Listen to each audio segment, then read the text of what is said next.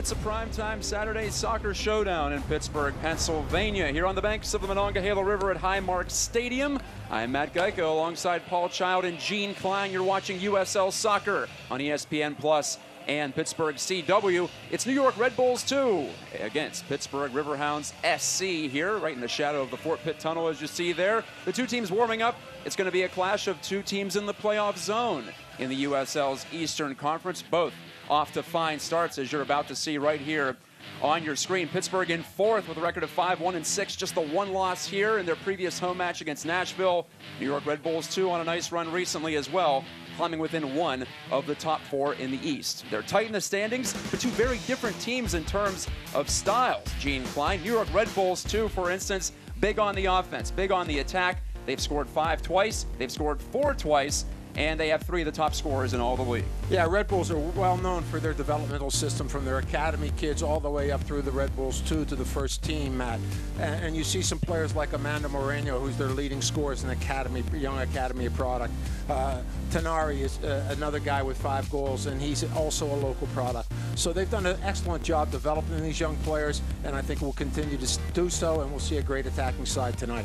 Well, they'll face a stiff challenge in the Riverhounds defending unit because under Bob Lilly, his first year as Hounds head coach coming over from Rochester, as we expected, Paul Child, we would see an improved defensive squad and 7 clean sheets. I'd say it's mission accomplished in that way. Yeah, there's no doubt about that with Bob Lilly. He's always been very, very strong with his teams in defense, and it was good to see the team kind of get some chemistry together in Richmond a week ago when they had a bye week this week, and scored 2 goals, and Parks and Brett combining for that. It was the first comeback win of the season for the Riverhounds. They were actually down on the road at Richmond. They had a bye week. Now they're set to defend home pitch tonight. We'll be right back with the kickoff in a moment.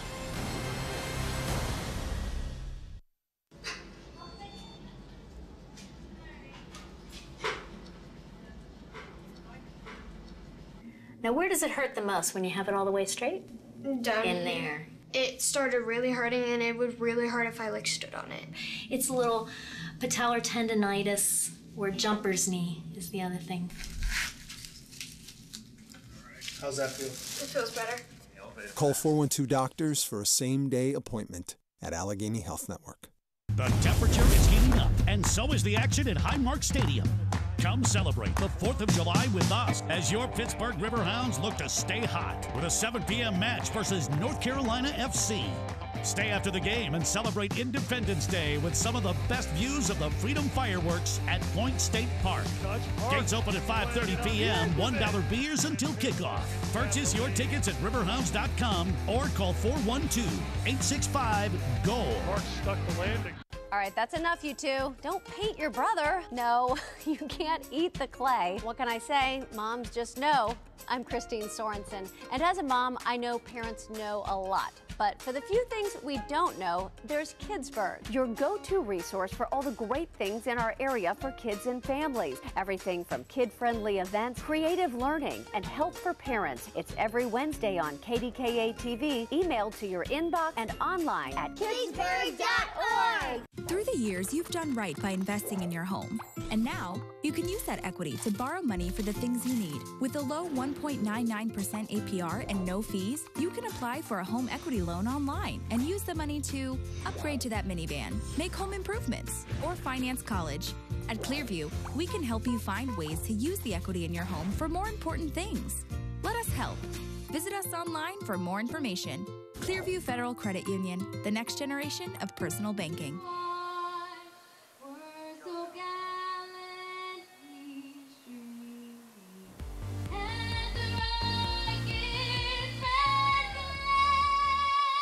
Talking right now. Okay.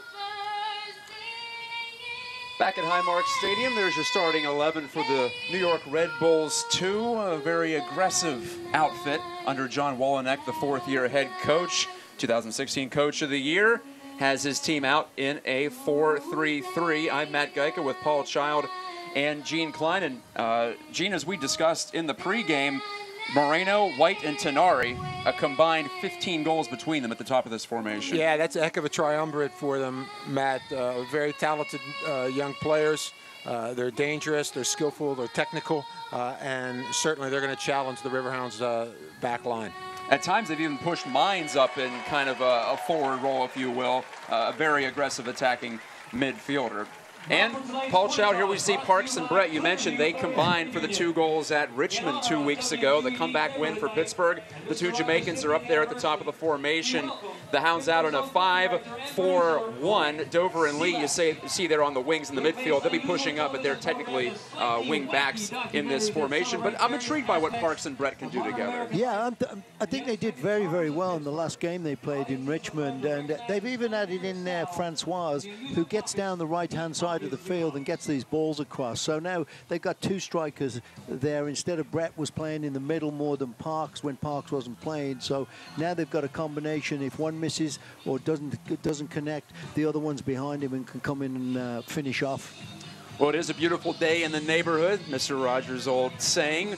Fred Rogers and WQED, the PBS affiliate here in Pittsburgh, being honored as part of the promotional night. Daniel Tiger, part of the Mr. Rogers empire, if you will. He was outside greeting kids at the front gate. Looks like a full house here for QED night, so plenty of neighbors in the neighborhood for Pittsburgh Red Bulls 2, or pardon me, New York Red Bulls 2 against Pittsburgh Riverhounds SC. And Pittsburgh's own documentarian Rick Seaback flipped the coin prior to the start of this game to determine who will have the kickoff duties to start this thing. The Riverhounds will be decked out in their white uniforms for the first time here at home this season, I believe. And Red Bulls 2 in the red, taking the starting 11 shot with the Pittsburgh skyline behind. This is the first visit for Red Bulls 2 into Highmark Stadium since last March. That was a 3-3 tie. So there's a decent chance, I know the Hounds haven't given up a lot this year, but there's a decent chance that we see a high-scoring match just because of the way Red Bulls 2 plays. They like to open it up. Oh, yeah, definitely. And, I mean, this is a great matchup. I mean, we've got a strong defensive team and a strong offensive team. It's going to be good to see right after the first 10 minutes what's going on. You saw Bob Lilly just a moment ago on your screen. There's John Walenek, 2016 USL Coach of the Year. Bob Lilly on the other side is a USL Hall of Famer. They went back-to-back in USL Cups. Walenek and the Red Bulls winning it in 16, 1 year after Lilly with the Rochester Rhinos won it. With an unbelievable season, they lost just 1 time in the regular year. Did Lilly's Rhinos. The Hounds have lost just 1 time so far this season. Still a long way to go, but the best start in franchise history for Pittsburgh at 5-1-6. Dan Lind is between the sticks for the Hounds. Lind with 4 of Pittsburgh's 7 clean sheets. He had 3 for Rochester last year, and the former Pitt Panther. And Scott Levine is the keeper, starting keeper for just the 2nd time all season for Red Bulls 2. Former UConn star, finished his career as a Husky with 70 consecutive starts. He'll be wearing the Blue Keepers outfit right in front of the Steel Army, down to our right. See so many of these players, Matt, for the Red Bulls who are either local products or have come through the Red Bulls Academy system. All very young guys and really impressive, I think, from their development standpoint and what they're trying to do. And I think they really sort of set the standard for MOS and U.S. soccer development because, again, they have many of these kids from the youngest ages all the way up through. And the fact that they're right up there every year for a USL title, it shows you the development progress that they are making. Absolutely, and don't take it for granted. Toronto FC has had a hard time getting the 2nd division team, if you will, set up in this league, but Red Bulls 2 has been there each and every year. Bunky Azio volleys it through, and Parks is offside. A good chance to introduce our refereeing crew for tonight. Greg Dopka is the man in the middle. Tyler Wyrostek and Kevin Locke are on the lines. Parks looking at the linesman there, expected to be called, and then the linesman was waiting for him to touch the ball before he put his flag up, and it was obvious that he was 3 yards offside. So,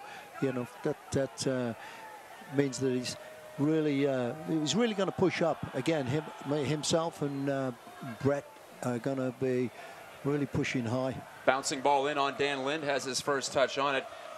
1 minute into this one, it's very interesting. Red Bulls 2, despite all the accolades, despite being in 5th place and just a couple of wins out of 2nd place, if all things go well for them in the East. They haven't won on the road. They're 0-2-4 away from both Harrison, New Jersey, and the alternate site they occasionally play at.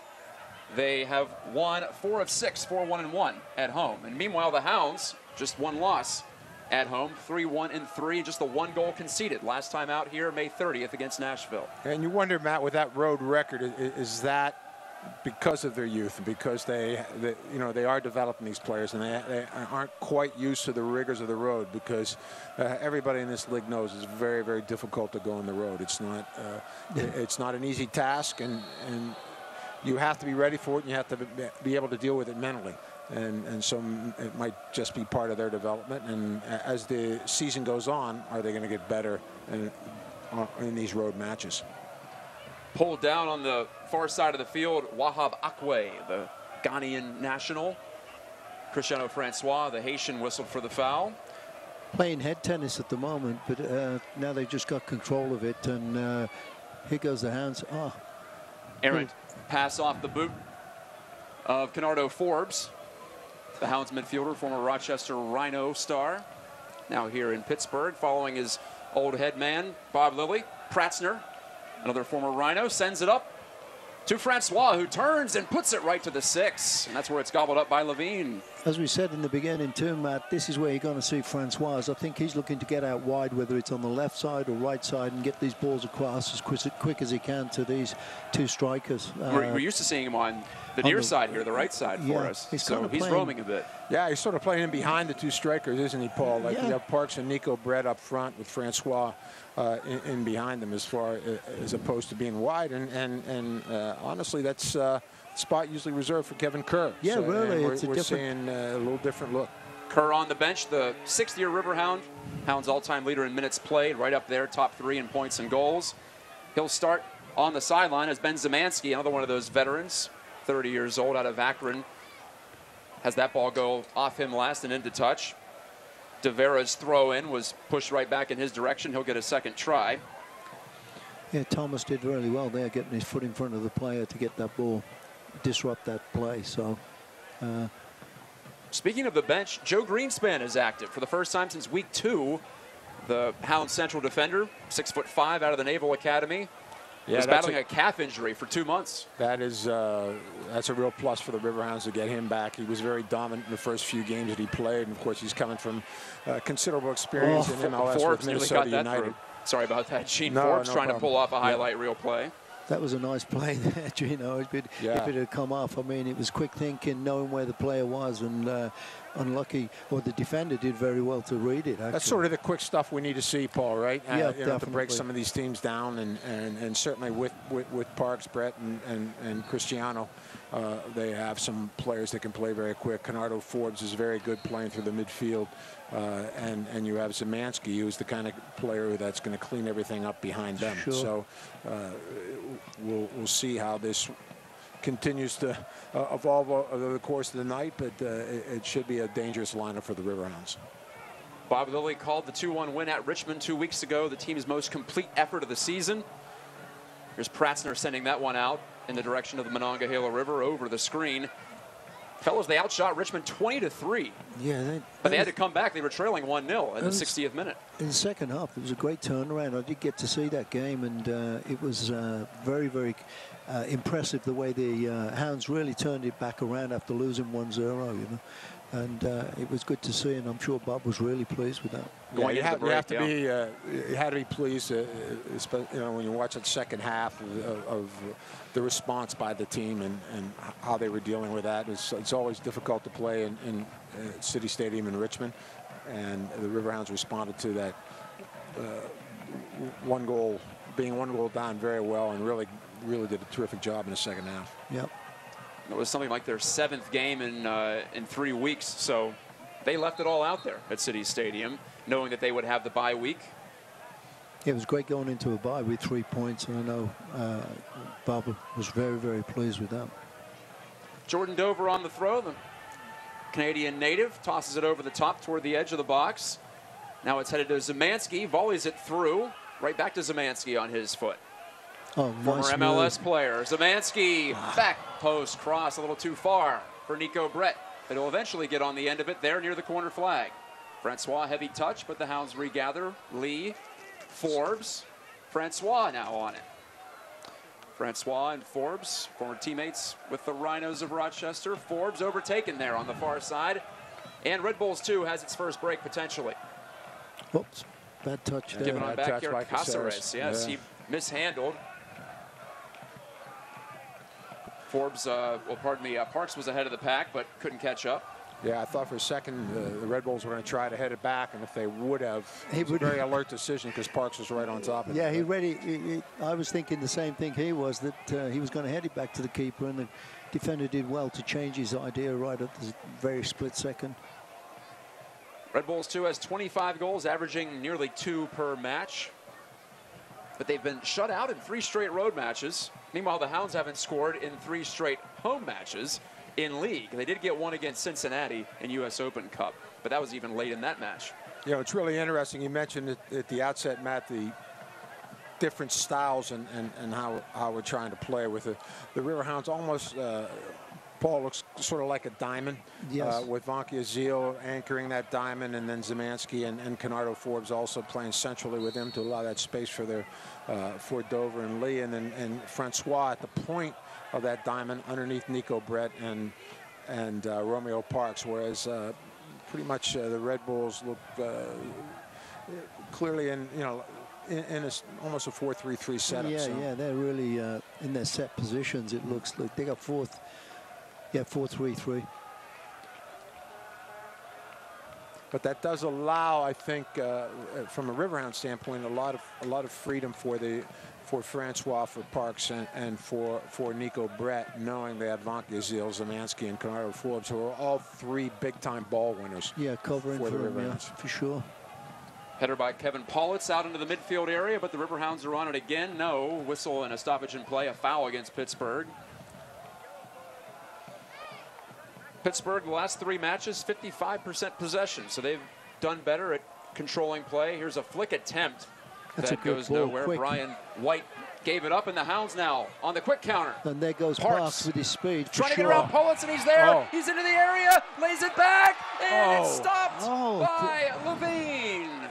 Brett was robbed. We're used to seeing him finish those. Yeah, he would like to have that one back, Paul. You have to do better with that one. I think he was a little bit surprised that Parks passed it to him, because I got the feeling that Parks was going to hit that with his left foot, and the keeper had gone, and then he just, he was trying to make sure it was a perfect ball for him. And the two were discussing the matter immediately after.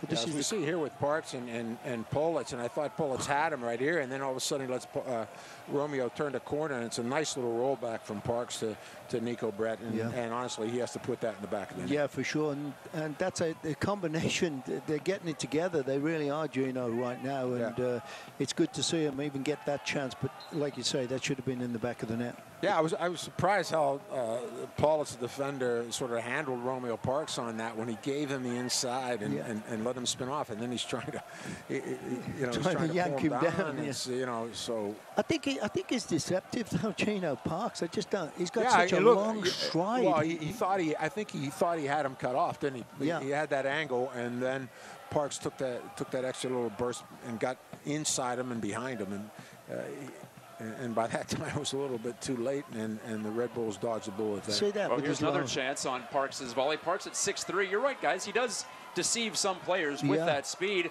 A cross here to the back post, and it's headed out by Stauffer back there. What I've noticed with him too, Matt, yeah, so good ball from Ben Zemansky coming out here to the right flank and putting that to the back post, and the Red Bulls are forced to put it out for a corner. And this is, you can see it's Parks is out on the top of the box, but I'm trying to think who's the defender standing in front of the goalkeeper there. Yeah. Oh, Hugh Roberts has been up. Yeah, Hugh Roberts has been he's near the spot right now. Pretty convenient, the one guy they've been looking for, haven't they? And especially, and Roberts likes to loop around to the far post to get into that back zone. And the referee having a word with the Red Bulls and the Riverhounds on, near the goal line and the goalkeeper. That's Brett with Mines tangling up. So both center backs are up, Pratzner and Roberts. Forbes tries low, headed clear there. Brian White the forward back, putting in a defensive shift. Yeah, another change too with Kevin Kerr out of the lineup. We're so used to seeing him taking all the dead ball situations, all the set pieces, corners, etc. And that one looked like a driven ball to Vanke Azil. Kept that one in actually. Through ball. Now cutting upfield, Moreno. Moreno stops, but lost control. Had it taken away. Ray Lee's in a spot of trouble there near the corner of the box, but got away and did very well to get out of that actually. And I thought he was going to get stripped there, but he just got his body in the way and really worked hard to get that ball out of there. One thing about John Wolenek's club, they will press hard, so you have to be ready for it. Even after they just give up the ball in that situation, they weren't letting up. They were trying to force Lee into a bad decision. Lee handled it well, and now it's Moreno off to White. Moreno, White, and Tenari, the three forwards. We said combining for 15 goals so far. Moreno leading the club with 6. And a couple of those little touches there, you really see the technical ability of the Red Bulls playing some pretty tight spaces and able to knock it around and beat some guys as Caceres fouled by, is that Vanke Azil that got him? It was, yes. Caceres, the Venezuelan, played internationally for his home country in the U17 and U20 levels. He's actually on loan from the big club, Red Bulls proper in MLS. Yeah, we see the foul here by Thomas Vanke Azil. Yeah, he got caught behind him. He couldn't get his leg in there, so I think he just made sure that he wasn't going to go anywhere. Yeah, because he had a little bit of space and a look towards the goal. Good situation here for the Red Bulls.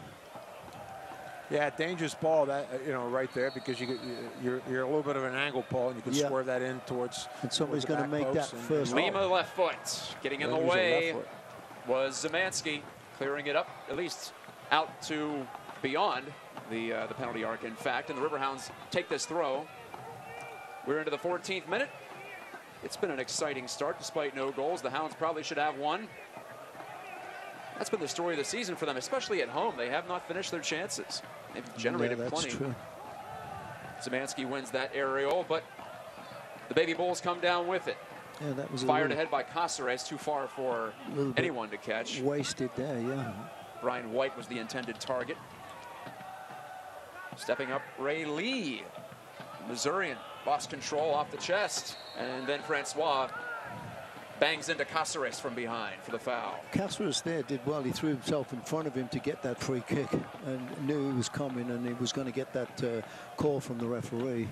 Very smart play. Attempted cross from Ben Mines, one of several Red Bull Academy players out here. Yeah, Ben Mines playing on that right flank. I think our initial schematic showed him in behind Brian White, but it's actually Tenari that's going to be in behind Brian White, playing that traditional number 10 role, and Tenari's been very, very active and seen a lot of the ball thus far. Lima's going to take the corner. It was a close call. They do play it short. Right back into Lima. He's offside. Lynn makes the save for good measure, but it was nullified by the flag. Yeah, very alert from the Hounds there, stepping out on that one. You can tell that the coaching staff has read that little play or seen that somewhere on tape, and they stepped out because it was well rehearsed and orchestrated by the Red Bulls. Yeah, that was created a great opening for him, and he just didn't even look across the line, Gino. He could have probably stepped one step back and would have been in good shape.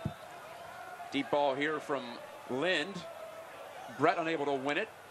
Neither was Parks. Hounds still chase though. Zemansky on the move. Bopped up into the atmosphere by Nico De Vera and out into touch for a throw. Bob Lilly was expecting this Red Bulls team to take some chances, to press. The game's going to be less cagey, he said, than the last couple here against Nashville and Indy, two very defensive-minded teams. Well, I think he's spot on with that, Matt, because right away you can see where in the last several games that we've seen, both teams have been very cautious and try to figure each other out and maybe knock it around possession and maybe a little reluctant to go forward or take some chances, where right away we're seeing the Red Bulls don't hesitate to go and don't hesitate, as I mentioned earlier, to play out of some tight spaces and try to combine up front. And that has also left some openings for the Riverhounds in behind their back four. And as we've seen, Parks and Nico Brett being very active also. On balance, the approach has worked for Red Bulls too. They've scored 25 goals, tied for second in the league, tops in the East. They also have the most shots in the league, 224, so it's volume and it's quality as well. Great switch there by Ray. It's on to Zemansky's foot. He goes first time here to Parks into the box. Parks, bicycle kick try, back to the arc. Bunky Azil volleys down. Now he heads it forward looking for Brett. Still up in the air. He was bumped, was Bunky Azil, and no call. On to Dover, trying to drive it through traffic, but couldn't do it. That was an obvious actually charge in the back. It wasn't even a push in the back, and the referee was looking right at it. He was looking right at it, and I guess he felt there was not enough there. Boy, he said, "Look around." But you know what I liked? That Bunky Azil right before that, hitting that volley, right out of the air, and that's the kind of stuff we want to see. And the perhaps foul was committed right on the line too. So even if Dupka, the referee, didn't think it was a PK, or was he actually in the area there? It looked like he was just over the line. In the area, but I think that's where he should have got something. They were saying there was not enough contact, really. This is where the linesman should have come in and actually got a... Yeah, but the referee has, like you mentioned earlier, Paul, he had a direct... I mean, he's looking at it, but he didn't... Maybe he thought it wasn't on the inside the box. Well, I think he felt there was not enough. He's got plenty of time. Zemansky's going to be able to catch up. He will. Sending it right great across. Serve. Here's the header. Levine scoops it up because it was right at his feet from Canardo forwards. Yeah, terrific work from Zemansky. We got down that right flank and was able to turn that cross back into the penalty area. And I thought Forbes had too much time, Gino, to think about it, to be honest with you. That's where he should have been. He was looking at the goalkeeper, and he should have knocked it down in one of the corners there. Rough collision here between Zemansky and Moreno. They're both apparently ready to go after a short delay. Zemansky's always getting physical there at midfield. Yeah, and here's a look at the cross. Great ball. Yeah, terrific ball. But look, he seemed to have too much time. I don't know whether he was kind of like... Sometimes that happens to you when you're... Or maybe just a little too far out, Paul. He really just couldn't get enough onto that. And as we see Zemansky still being attended to. He's holding his groin a little bit here. And I wonder... I saw him a little bit slow after that cross, and I just wondered if when he planned for that cross, he pulled something. Really looking like that left groin. Yeah, because he really had to work to get to that point. After he had to work to get hard, and then he had a plant to get that serve in, and when he after he delivered it, he was not coming back as fluidly as you might think. He's going off, I think. I think he is going off. Tim Smith, the athletic trainer. That's a shame because Zemansky has been excellent so far. If he can't continue, the Hounds have been looking for a playmaker like that in several of their matches here at home. There's more space to work with against Red Bulls too, don't get me wrong, but he's been all over this right flank.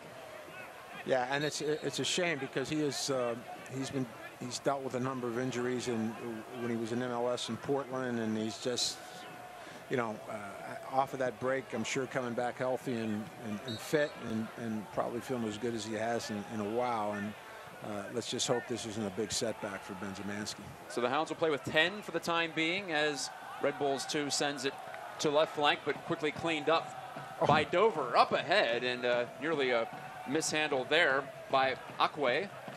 Yeah, Kevin Kerr's coming in. Sorry to talk over you there, Paul. Kerr is getting direction from Bob Lilly and assistant coach Mark Pulisic. They're looking at some schematics on the sheet of paper, and now that's a great ball, and if he can catch it, which you know he can. Parks is going to try to bully his way through Akwe. Can he get to the ball? Parks will eventually with that big frame of his.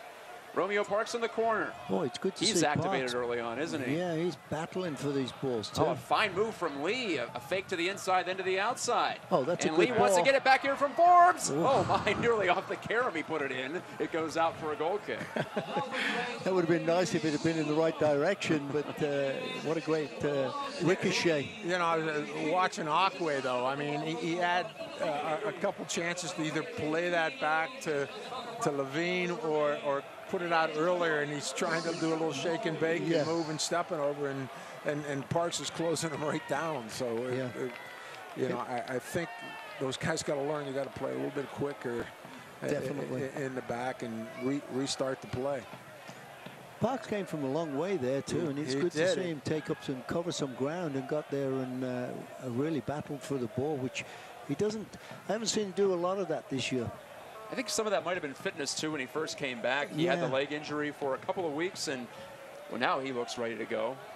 And he has plenty of energy. You know that from the off week. And feeling good, scoring the game winner down in Richmond. That doesn't hurt either. No. Well, you know, Paul, what do you think about the off week there? I mean, it's great those guys got the rest and all that. Or does it, you know, does it hurt you to get back into the flow of things a little bit? I think it can do. You know, obviously everybody's a little bit different, Gino, but I think, you know, it's kind of like you have to get your feeling back once you're playing at this high pace. You know, practicing for an extra week before you play again sometimes kind of lulls you to sleep because you're doing that continuously every day. So yeah, you can't replicate the game in practice, can you? No, not at all. And sometimes you do get out of that flow, but I think it's the Hounds will look sharp and certainly have plenty of energy. So we're really going at it. And this will be an interesting change too with Kevin in. What a Francois with the takeaway. Another one. He has Kerr, he has Parks. He gives it to Parks into the area, and he's denied. He put it right at the keeper, Levine.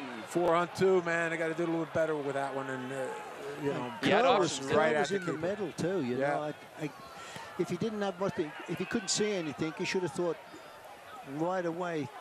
Cut the ball across. Yeah, you know, I think we might see this opportunity again. But one of the things I've noticed is because they will push both outside backs up pretty high, and you see one little mistake there in the midfield by Lima, and now they're buzzing against Akwe and Paulitz, and their outside backs, Devara trying to get back, and so throughout most of the half we've seen nothing but a 2v2. With Parks and Nico Brett on their two center backs. Yeah. And that has allowed for some space in behind on the flank. I mean, Devara's had a tough time getting back.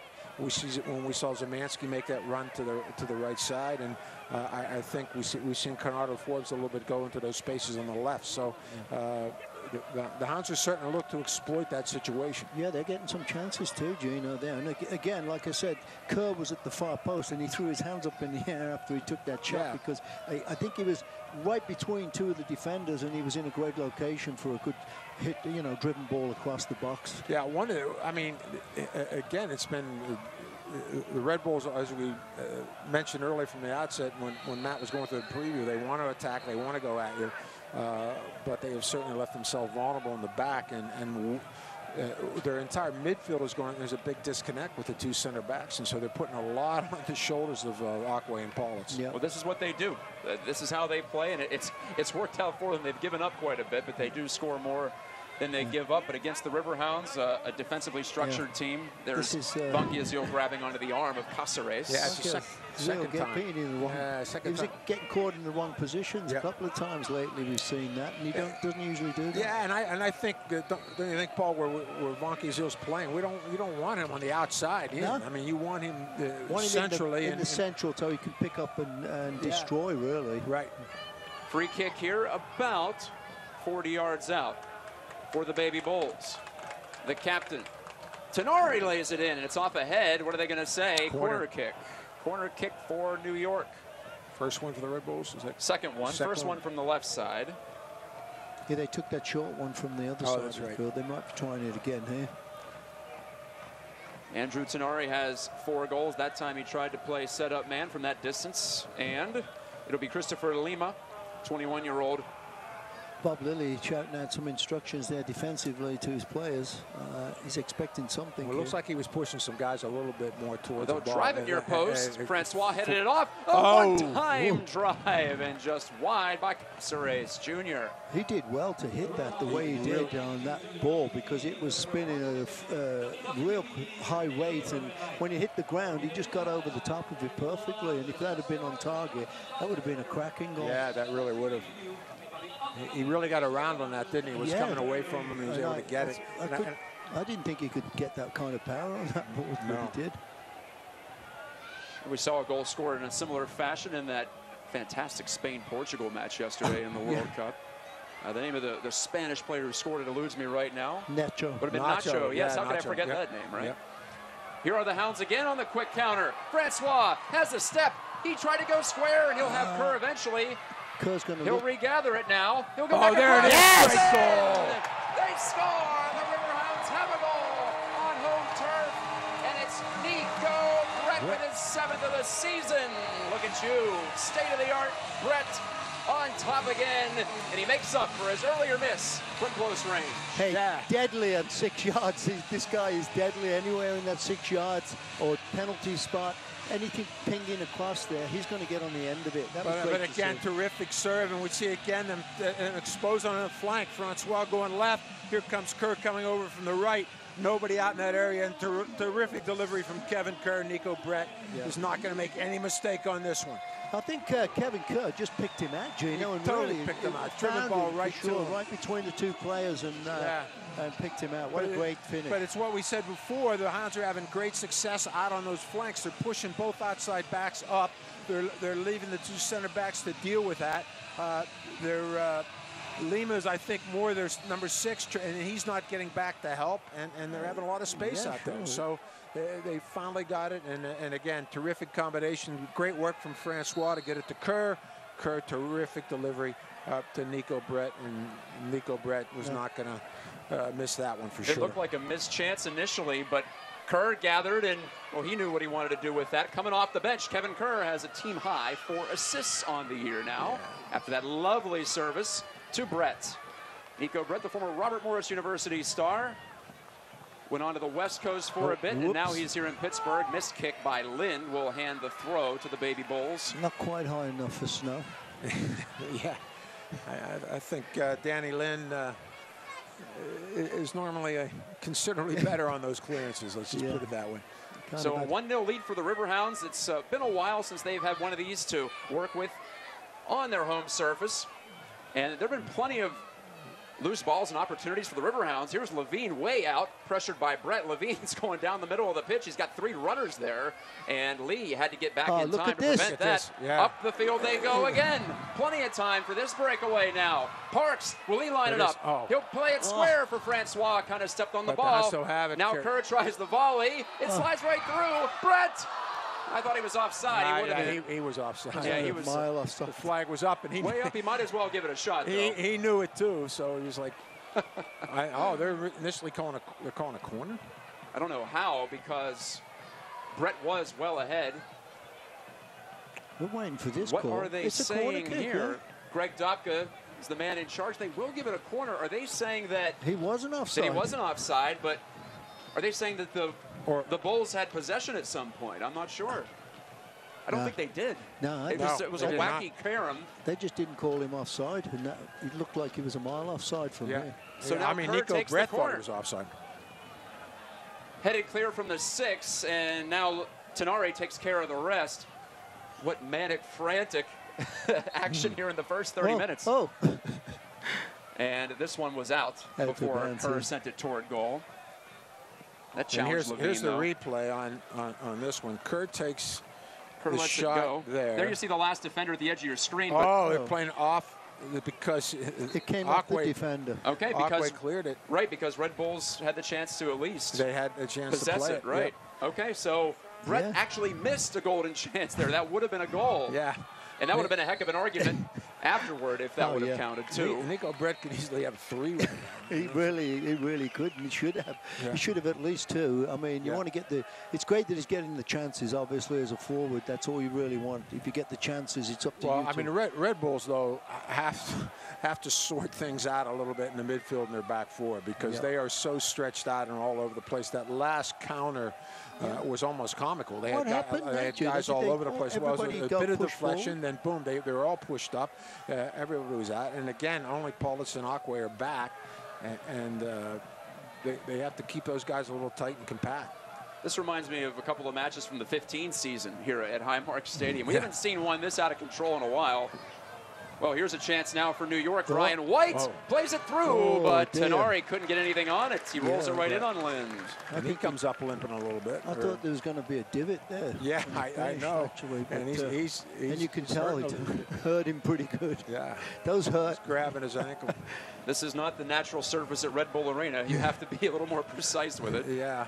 Well, even there, you would have taken a divot worthy of the U.S. Open. But there's no divot on our official surface, so it's, well, we haven't seen one yet. Maybe at some point if it's about 15 years old. Francois, meanwhile, flags this one down. And off for Dover. Try to catch our breath here. Dover wanted to force that through. Yeah, I thought he could have just backheeled that to Kerr, and then Kerr could have got a nice cross in there, Gino. Yeah. It was kind of, you're looking up and you see 4 or 5 red shirts. Why would you just try and blast it through them? But obviously I'm not there. And Dover has been, Dover's been carded, by the way. He grabbed on to, I believe it was Kevin Politz trying to come out of his own defensive third, and Dover gets called for unsportsmanlike there. The Riverhounds number 5, Jordan Dover. It allowed the Hounds to regroup, but at the cost of a card. Yes, yeah, I was just about to say, Matt, that's not a smart card. No. You know, you don't want something like that in your after the field, especially when you're a defender. We've seen that with Dover, though, I think before, where he's taken some, a couple of... that is his third yellow card of the season. Yeah. There it is. Just a foolish play. It was Caceres, pardon me, not Politz. Yeah, you're never going to get that ball anyway, so, you know, just sprint back and try and get back behind the ball. It's not like the Riverhounds didn't have numbers back, so it's like... And it's over the halfway line too, Gino, so, you know, you're not in a dangerous area. Well, so that'll go into the books. We have a goal, we have a card. Eventful first half hour plus in Pittsburgh. Brett's got to get back and just get onside. He keeps strolling back. When something like that happens, he's got to be ready for it, because that could have been a better ball, and he could have been in there again. The Hounds up 1-0, and Kerr pressuring here, and he gets whistled. Yeah. On Moreno. He was trying to take the ball away from behind. Far side of the pitch now. The Baby Bulls go to work here. They trail. With their offense, they can get it right back, but as we've discussed, they could use some cleanup work in organization in this first half. Whoops. Dover's going to go over the top here for Parks, but Levine's out to swat it away. He looked like he was going to be offside there if he had to touch the ball, I think. Oh, Vankiazil's called for a foul. He thinks he got all ball, and instead he's carded. Thomas Vankiazil, the Riverhounds are twice in the books in a matter of minutes. And that's Caceres writhing on the pitch. I missed that. I didn't see. Did he just go right through him? Must have gone right through the boot, I'm guessing. Bob Lilly's not too happy about it. Yes, he's talking with the fourth official, Yeah, Charles you see him, Murphy. he comes through. It's a little bit reckless. He steps right through him with studs on the foot. And in my mind, that's a booking. So Vankiazil has his third card of the year. No reds yet for the Hounds, but now 2 men playing with yellows, so watch out. Yeah, Bob's having to go at the fourth official that really can't do anything. So that is our old friend Charles Murphy, who often officiates here. Yeah, yeah, we haven't seen. Francois wanted to go to a wide open Brett over there on left wing. Here's Hugh Roberts getting his first touch, and Lynn does well to latch onto it with one hand. This was lucky here again. There was nearly another break. break. Really was. I was about to say, Paul, I'm just shocked at what they're, you know what I've noticed, how they're playing in the back, and their lines are not connected at all. So as we Francois see Kerr pretty through to Kerr, back heel. Francois, I don't know what he was trying to do with that one. It was a cross type of a strike, but it ended up being a shot. If he pulls that back a little bit, Parks and Nico Brett are coming right into the six. Waiting for it, yeah. It's almost like the Riverhounds are shocked by the number of chances they're getting. And well, you know, not quite as good on the finishing end here. Yeah, but you know, their lines, both like their midfield line is not connected whatsoever, not providing any shield whatsoever for their backfield line. So the Riverhounds are White back. Through. Oh my! What a chance for Tenari again. That time he got more on it, but right at Lind. They were looking for an offside there, and it kind of looked like it, but this linesman never called it. And they've got to really, they can't stop that hesitant stutter step. And that's the best attack the Baby Bulls have had. They went right over the top of Pratzner. Here's a stutter step here, and he's gone. That's a great opportunity again. Yeah, it's one of the better ones we've seen the Riverhounds give up at home this season. They've been very organized, but they're under the gun here too. It's just a 1-0 score. The Hounds have had the lion's share of the chances. A lively game, though. I mean, it's breathtaking so far. It's good. It's a big crowd too to have taken in. It could easily be 3-2 right now. Yeah. So there, and we had talked earlier the Red Bulls are going to play attacking style. They're going to play, you know, in the system that they want. And Brett perhaps taken down from behind, but play on. Yeah, this and they want these guys to go at it. It's just and there's Brett slowly Kerr off the body, and Brett's again. offside again. Yes, he's got it. To your point, Paul, that's a couple of times now. I'm going to tell him when I see him. And you can walk down, joining the team talk at the half, 37th minute. I kind of think Coach Lilly will have a word. Oh yeah, if anybody's going to see that, Bob Lilly is. And Tenari just ran through the referee. Everything's happening in this first half.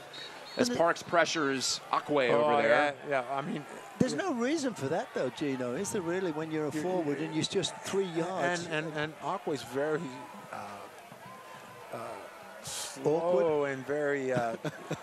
Takeaway here from Francois. He's on fire now. To make that play. Francois could not put it through, but it's off the body of Pullitz of New York, and a throw in Pittsburgh. Attacking third. Akwe's almost nonchalant playing those balls coming back, very casual, and Parks is all over him, and he doesn't need a foul because he's going to get some chances there. Brett couldn't keep it in. It will be a goal kick. Brett tried to sell it there with Pullitz defending. I'll tell you what, though, it's really nice to see. I mean, Francois is over here now on the right, and Kerr switched with him on the left, and they're changing with each other, you know, depending on where the positions are and where the ball is, and that's good to see. We haven't seen that for quite a while. Yeah, I think this, you know, little the midfield shape and what they're doing in the midfield is really giving the Red Bulls some issues, and they have not quite figured out how they're dealing with that mobility in the midfield, because as I said before, their midfield line is not staying that connected whatsoever, because they're pushing forward, they're going at it, and it's creating a lot of space. And with the movement of Francois, Kerr, and before that Zemansky, it's given them some difficulty. And look, there's two players wide open on the left side of the field. Yeah, and Forbes went that way. Again, they can't get them out there, and then, you know, there goes Stoffer. When he steps up, then Kerr's wide open. Kerr right to Parks to the byline. Romeo Parks working against Pullitz 1v1. Gave it up, deflected though. Hounds get the benefit of the doubt on the call. Pulled down here by Pittsburgh's Forbes. Right back to Dover. He sprays it out to right wing. Francois gets around it.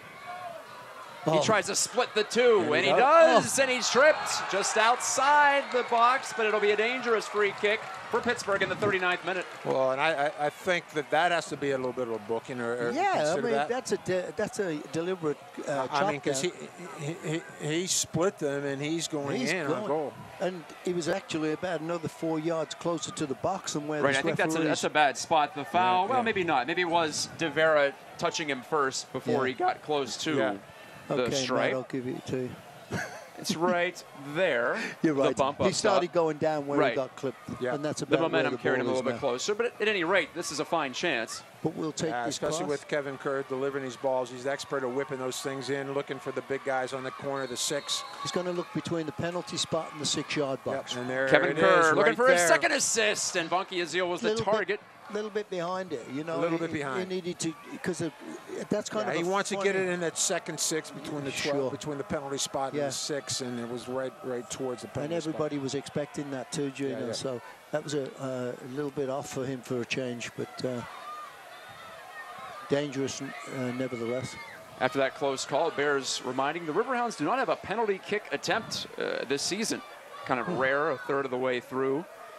Now into match 13 of 34 on the season. White, can he catch up for New York? He cannot. Hugh Roberts. Francois is moving so quick, he's running out of his boots. You leave one behind. He's just putting his boot back on. He's like, hold it. Well, the break away from match play, you think would help the speedsters especially. And Francois might be one of the faster players. He is one of the fastest players I've seen in the USL this year. Yeah. He can make something happen in a split second. Kerr, what a great run from... Kevin Kerr's coming across the field, and he's pulled down, no call. Boy, this referee saying he sold it. That's Dopka's call, at least, the man in yellow. the most unpopular man right now in the stadium. Parks, a nifty ball through to Kerr. Red Bulls were looking for offsides there. Wozniak is going towards the assistant referee, and they were looking for offside. Yeah. On Kerr's John Kerr. Yeah. The ball it's always a tough one to call Look at when the ball's coming from so far down the field. The referee's right there watching this, and I don't know if this player got clipped or not. I don't think he even got hit. It was a big bump, and man down is grabbing his head. Wozniak's still going on for the offside with the AR on that. Maybe we'll get a chance to see that again. I'd like to see it if we could, because I don't. Look, he's up right away, and I don't think he even got. I think it was a little bit of an acting job. It's Armando Moreno, and a couple of his Baby Bulls teammates will take advantage of the water break situation. Got clipped by Dover coming through. Did Moreno, and he has to come off, of course, since the play was halted just for a moment. I don't know. I think it was 6 of one as often as the other. Yeah, that was. There wasn't much there, that's for sure. And no. We didn't have the best angle either to determine whether there was any contact. Yeah. I still think the Red Bulls are more upset about the Kevin Kerr.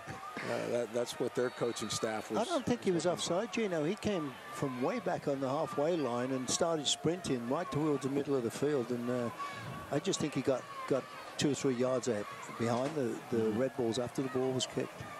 So what awaits us in the final moments before halftime? It's been exciting, both sides of the field, mostly on the Red Bulls defending third, though. That's when much of the action has taken place.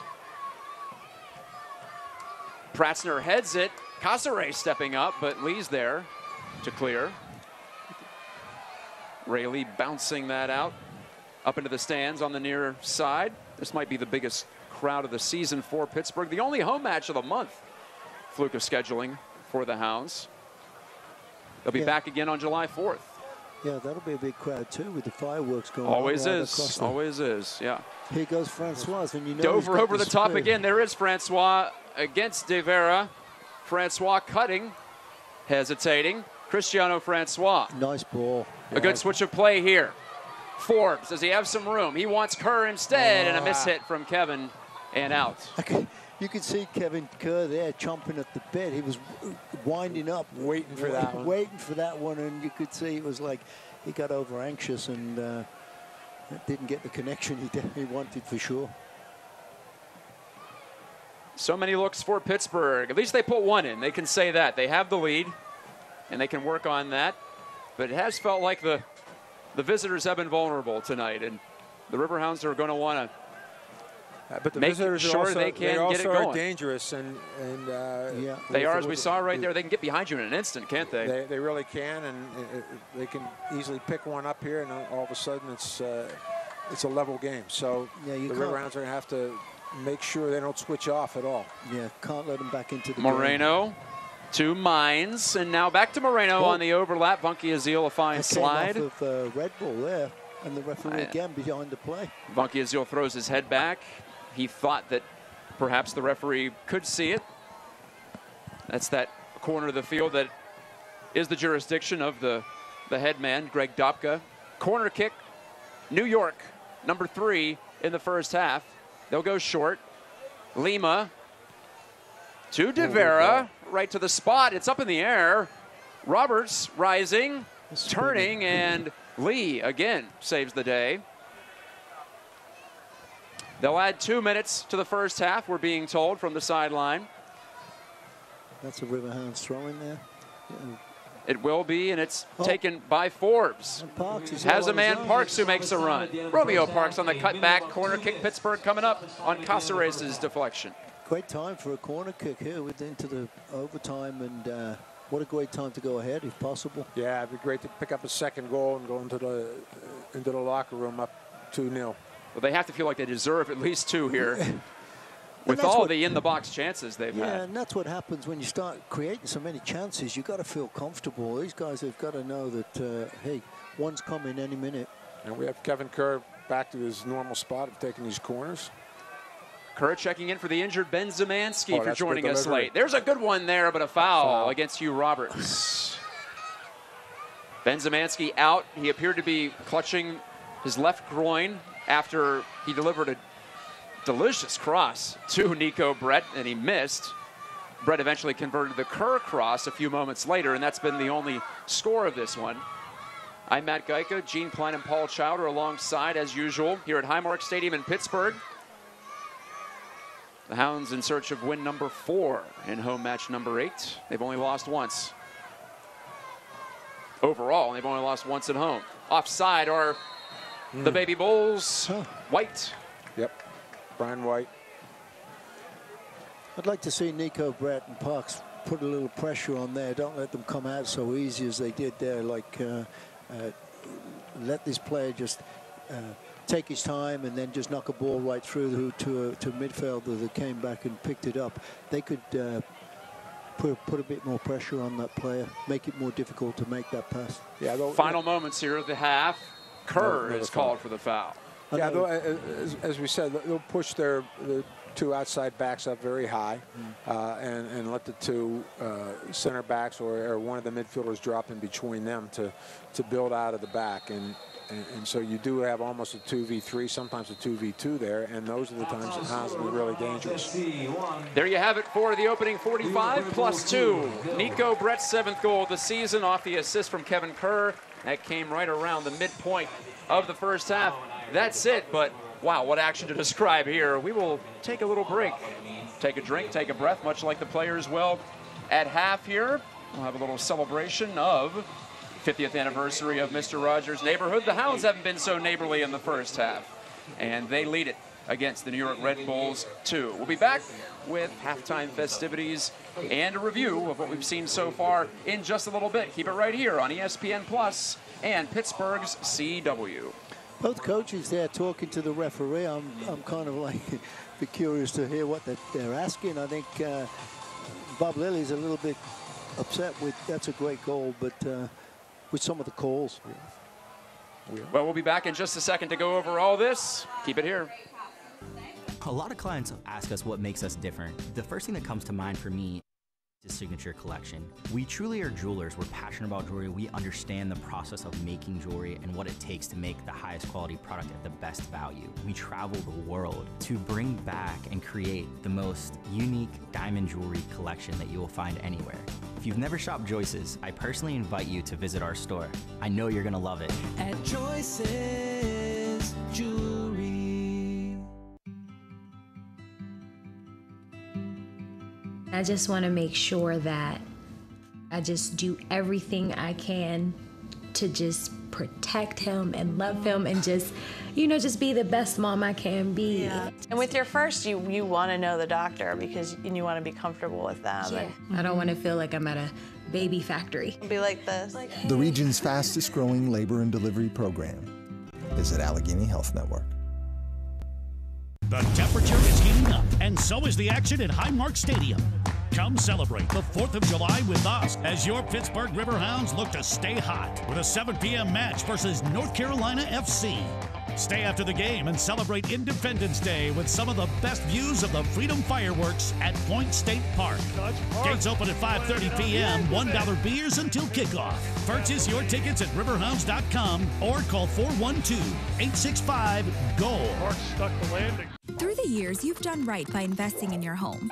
And now, you can use that equity to borrow money for the things you need. With a low 1.99% APR and no fees, you can apply for a home equity loan online and use the money to upgrade to that minivan, make home improvements, or finance college. At Clearview, we can help you find ways to use the equity in your home for more important things. Let us help. Visit us online for more information.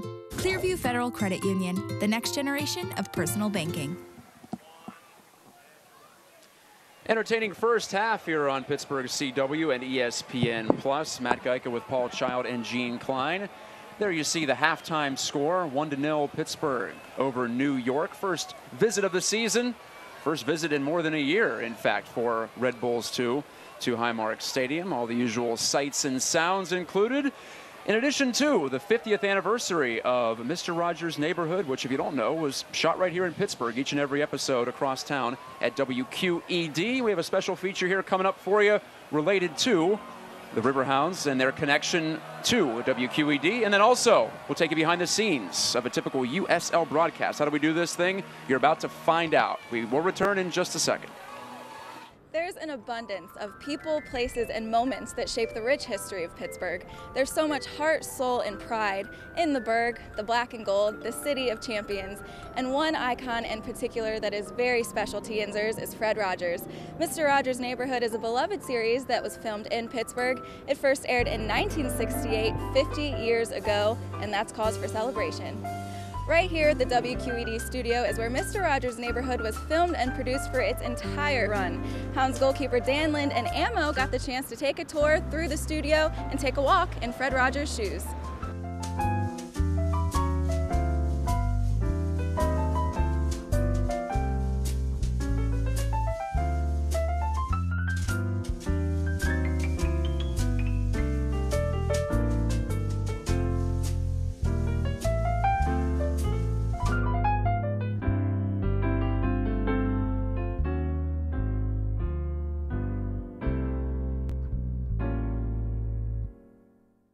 And right here at the Heinz History Center is where the Mr. Rogers set now lives.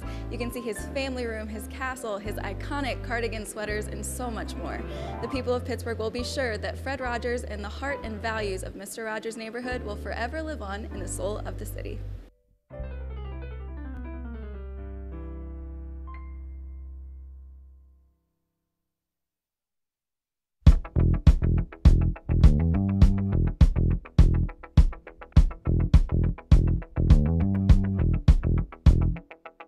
We came here with a unique challenge, and that was to solve the problem of producing over 500 games and do so in a cost-effective way for the clubs, in a way that produced high-quality broadcasts and standardize the look and feel of all of those productions. Outside of the live event, the match experience, outside of that, the broadcast is the window into the brand for the club and for the league. You need to be able to capture that in a compelling way with a quality broadcast. A large portion of the teams work with our partner Vista on REMI productions, remote integration. What that means is that the production of the game is actually handled mostly away from site. So the way these games will work is a truck will show up locally at the stadium.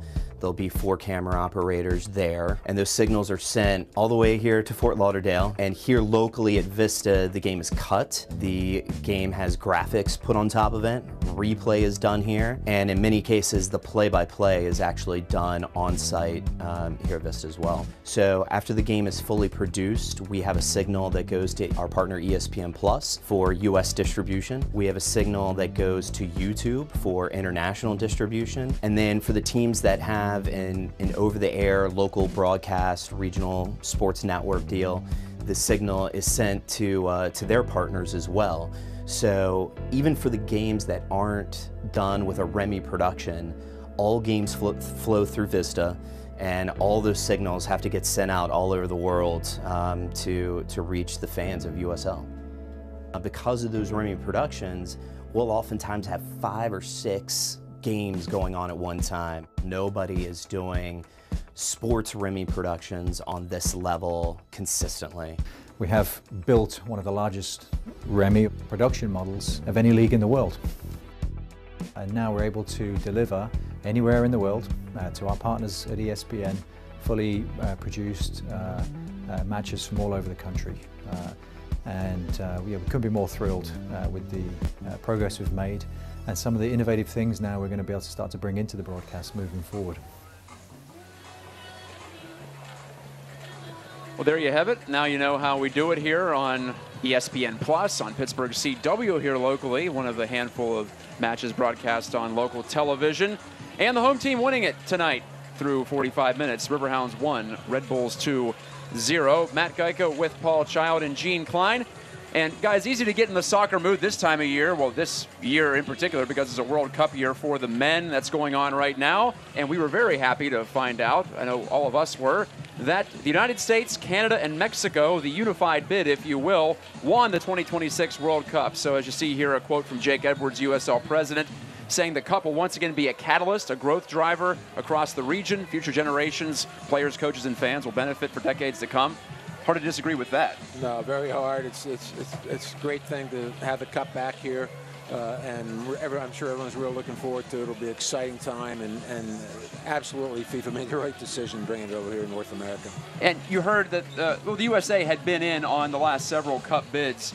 You just heard from Gene Klein there. Go to Paul Child, the Englishman, but you lived over here for a while. So, yeah, you've got to be fired up about your adopted home country now, bringing these matches here. This is fantastic. It is great for the U.S. and Canada and Mexico. What I'm wondering about, do they all get a bye to that? I think they do because the field is expanding. Yeah. So now you can probably include all three. 42 teams, yeah, that's why. But I also heard they're still trying to determine some of that. What's going to happen? Does that mean CONCACAF gets an extra bid because 3 teams are already on and have automatic bids? And who plays the opener? Exactly. Yeah, right. It might be a simultaneous 3-way opener or something like that. Yeah. No, it'll be an exciting time. It'll be terrific. It'll be fantastic. 8 years. And hey, if you're looking for broadcasters, we should be available in 8 years. Anyone out there, the decision makers. 1-0 Hounds at the half. We shall return in just a second. Ow. Okay, I'm sorry. Okay. That one a little bit. A little bit right here? Yeah, right there. Well, it looks like we can treat this in just a cast. So is this your first time getting a cast? Yes.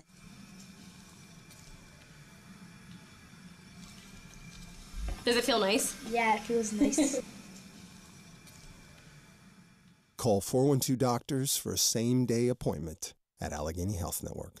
All right, that's enough, you two. Don't paint your brother. No, you can't eat the clay. What can I say? Moms just know. I'm Christine Sorensen, and as a mom, I know parents know a lot. But for the few things we don't know, there's Kidsburg, your go-to resource for all the great things in our area for kids and families. Everything from kid-friendly events, creative learning, and help for parents. It's every Wednesday on KDKA TV, emailed to your inbox and online at kidsburg.org. The temperature is heating up, and so is the action at Highmark Stadium. Come celebrate the 4th of July with us as your Pittsburgh Riverhounds look to stay hot with a 7 p.m. match versus North Carolina FC. Stay after the game and celebrate Independence Day with some of the best views of the Freedom Fireworks at Point State Park. Gates open at 5:30 p.m., $1 beers until kickoff. Purchase your tickets at riverhounds.com or call 412-865-GOAL. Mark stuck the landing. I developed some postpartum depression. I noticed that, I wasn't connecting with my daughter as much. I didn't want people to judge me for this. I'm on the green couch because my wife did not survive her battle with postpartum depression. That's why I work with HN and Highmark, and we're building a safe place for new moms so that other moms like you can find their joy. Hope for families struggling with postpartum depression is at Allegheny Health Network. Plenty to go over from the first half. If you missed out, shame on you, because it was an exciting opening half. The most frantic opening 45 of the season, I would say, in any Pittsburgh Riverhounds match. 1-0 Hounds over Red Bulls 2. Nico Brett with the only goal off the Kevin Kerr assist. Kerr coming on in a substitute role. You're about to see that and much more from our first half highlights. And in the early going, the Hounds, so many times they have played balls up ahead on the wings, and well, here's Romeo Parks just taking advantage of pullets. Yeah, this is one the Hounds should have had. I mean, Nico Brett really should have done a little bit better with that one. Terrific little rollback from Romeo Parks, and really turned got on by the Jets Pullets there, a little bit Look too how easy. Yeah, fast really put it on, and Pullets had no chance with him there. And let's not forget, Levine, that's still a pretty good save, by the way, as he lunged out to make that was. one. So Lima turnover. The Baby Bulls have been sloppy, and the Riverhounds do convert eventually, but not on this one. Parks right on to goal. Yeah, Parks wanted that one. He had Kevin Kerr going ahead to the back post ball. Yeah, exactly, and I thought he was wide open. If you look at him, if he just rolls that back. Well, eventually it would happen, and Kevin Kerr would get a chance to make something occur here as Francois gave it across, misconnecting with Parks, but Kerr's there on the overlap and right on the money, right on the head of Brett. And way too much time for everybody, for Francois and for Kevin Kerr. Nobody could get out on him. and he was able to pick out Nico Brett, and Nico Brett made no mistake with this one. Aqua, it kind of like was just coming out, but he was just a step too late to try and get that. Yeah, that was Wahad Akwe just missing, breaking up that attempted play. But you know what? New York had some looks too. This perhaps the best of them. Over the top against the Hounds. Pratzner, it was White right back to Tenari, but Tenari had 2 or 3 chances, in fact, couldn't make anything of them. Tenari was very dangerous, very active, saw a lot of the ball, but could not connect on the final ball to tie it up for the Red Bulls. Here we look at the stats. The Hounds leading, as you might imagine, it surely felt like it. 9 shots total and 5 on target. Possession in favor of New York, I wouldn't have predicted that, but, well, the Riverhounds, you know, they say you can possess it, but the chances are really the thing you want to look at, and it has to be at least 2 to 1 in legit scoring opportunities. Well, with the Red Bulls, with their possession, because they do open up the game considerably, but when they did open up the game, and if they did have it, if they were dispossessed, which they were a number of times by the Riverhounds, then the Riverhounds were off to the races and very, very dangerous on those plays. And how about their 2 yellow cards as well for the Hounds? Keep that in mind. Thomas Vankia-Zeal and Jordan Dover were booked.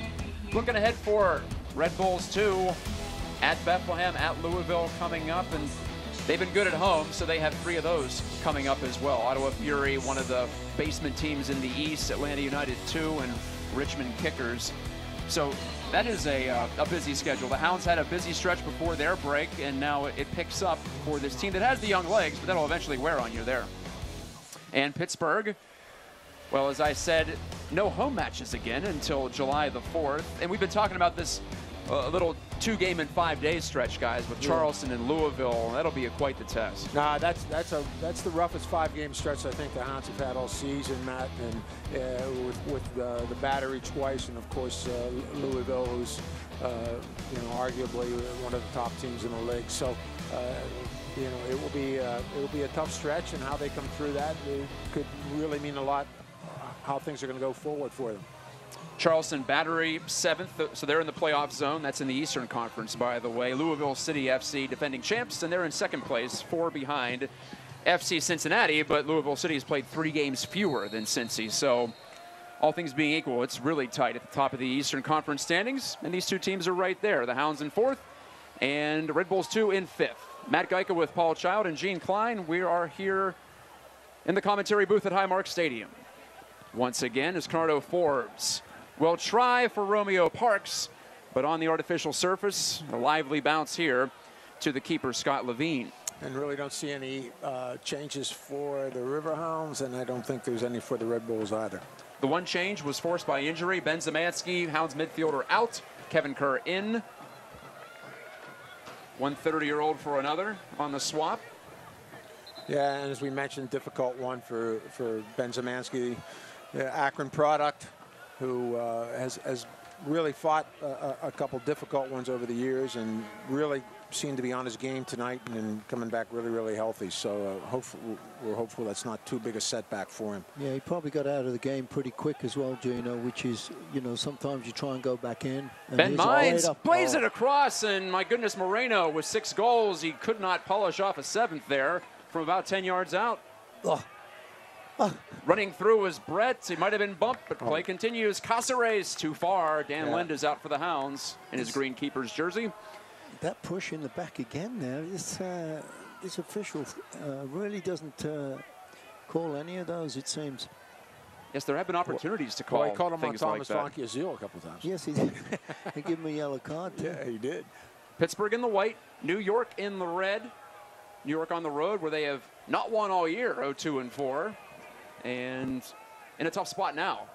I'm going to be interested to see what the Red Bulls do, if they make any adjustments, because obviously their coaching staff had to see how vulnerable they were in the back. They're going to see some of the same stuff we were. And are they going to tighten it up a little bit and try to deal with the Hounds' presence up front? Or are they going to continue to push and try to get that goal and leave themselves exposed? So it's going to, we'll look for those little nuances, Paul, in the back, and what's going to happen with it. Akwe again a little slow there, with Brett in pursuit, with Ray Leeway up, in fact, as well. Looks like the Red Bulls have come out a little bit more aggressive, and here's a curving great opportunity. Ball. Romeo Parks, he's in, but he couldn't get free. He pokes it into open space, though, a heady play. Yeah, I think Pollitt's just got a little foot on that one, and as Parks tried to get a little bit of a separation to get the shot off. Parks and Francois, they couldn't decide who wanted it at first. Now Cristiano Francois, the cheetah, as they call him, he'll be able to take this one onside as he sprints right by the back line. Oh, nice little ball. Laid it back. Who's going to take it? It's Parks, but he's stripped. And then he knocks over one of the Red Bulls there. And, well, that's not going to avoid the whistle. Christian Cáceres was the one that he shoved. Oh, well chased down there. That was, I thought it was Dover, but... It was on that far wing. Lucas Stauffer didn't get many touches in the first half, but now he bops that one up into the midfield, and he'll have a throw. Yeah, the Red Bulls, as I was going to say, Gino, it seems like it's picking up. Great cutback, but he should have left that ball there for Forbes, I think, and let him have the shot, because he's facing the goal. He can see what's going on. Parks has got to turn and get a shot off, but a little bit scrappy at the moment, up in the air and going back and forth, but Hound's getting down this line again, looking for that cross, and here it comes. Forbes with a burst of energy, and too much on that cross. Can Francois make something of it? No. Sliding over Nico De Vera, the defender, 21-year-old from the state of Washington. Knocked it out into touch. The throw to the feet of Romeo Parks of Pittsburgh, though. Parks lost it out over the end line. Well, it's been a strong game for Romeo Parks. Forbes has had his moments. Francois, this might have been his most consistent first half. And I think that's one of the things that Bob Lilly's been looking for from that group, Matt, is a little bit more consistency. We've seen Parks with certain stretches of the games where he looks very, very dangerous, but then he has a tendency to lose some focus and disappear. And I think what Bob wants from him is consistency and really play the entire 90 minutes, because he can be a potent force up front, and certainly he and Nico Brett, I think, could be a very dynamic duo. And with you see the brains and the experience of Kevin Kerr. And Kerr working around Cáceres. What a strong play. Kerr the through ball. Forbes, what'll he do with it? He'll play it through, and just missing on Parks. Yeah, Parks had a long way to bend down for that one and had it. He's a lot taller than Nico Brett. That would have been closer to that. Here's Dover making a foray forward. Lets it go outside of the goal. Jordan Dover scored from a similar spot in his only other goal of the season. His only goal of the season, I should say, the 23-year-old wingback. Dover, one of the stronger Hounds players on duels. Well over 50%, top tackler as well. And he played in the midfield a little bit the 2 games before the break. Riverhounds back at it with a record of 5-1-6, 3-1-3 at home. New York has 5 wins as well, throwing 3 losses and 5 draws. They're still looking for their first goal on the road since April, though. Forbes out-muscled, and now New York.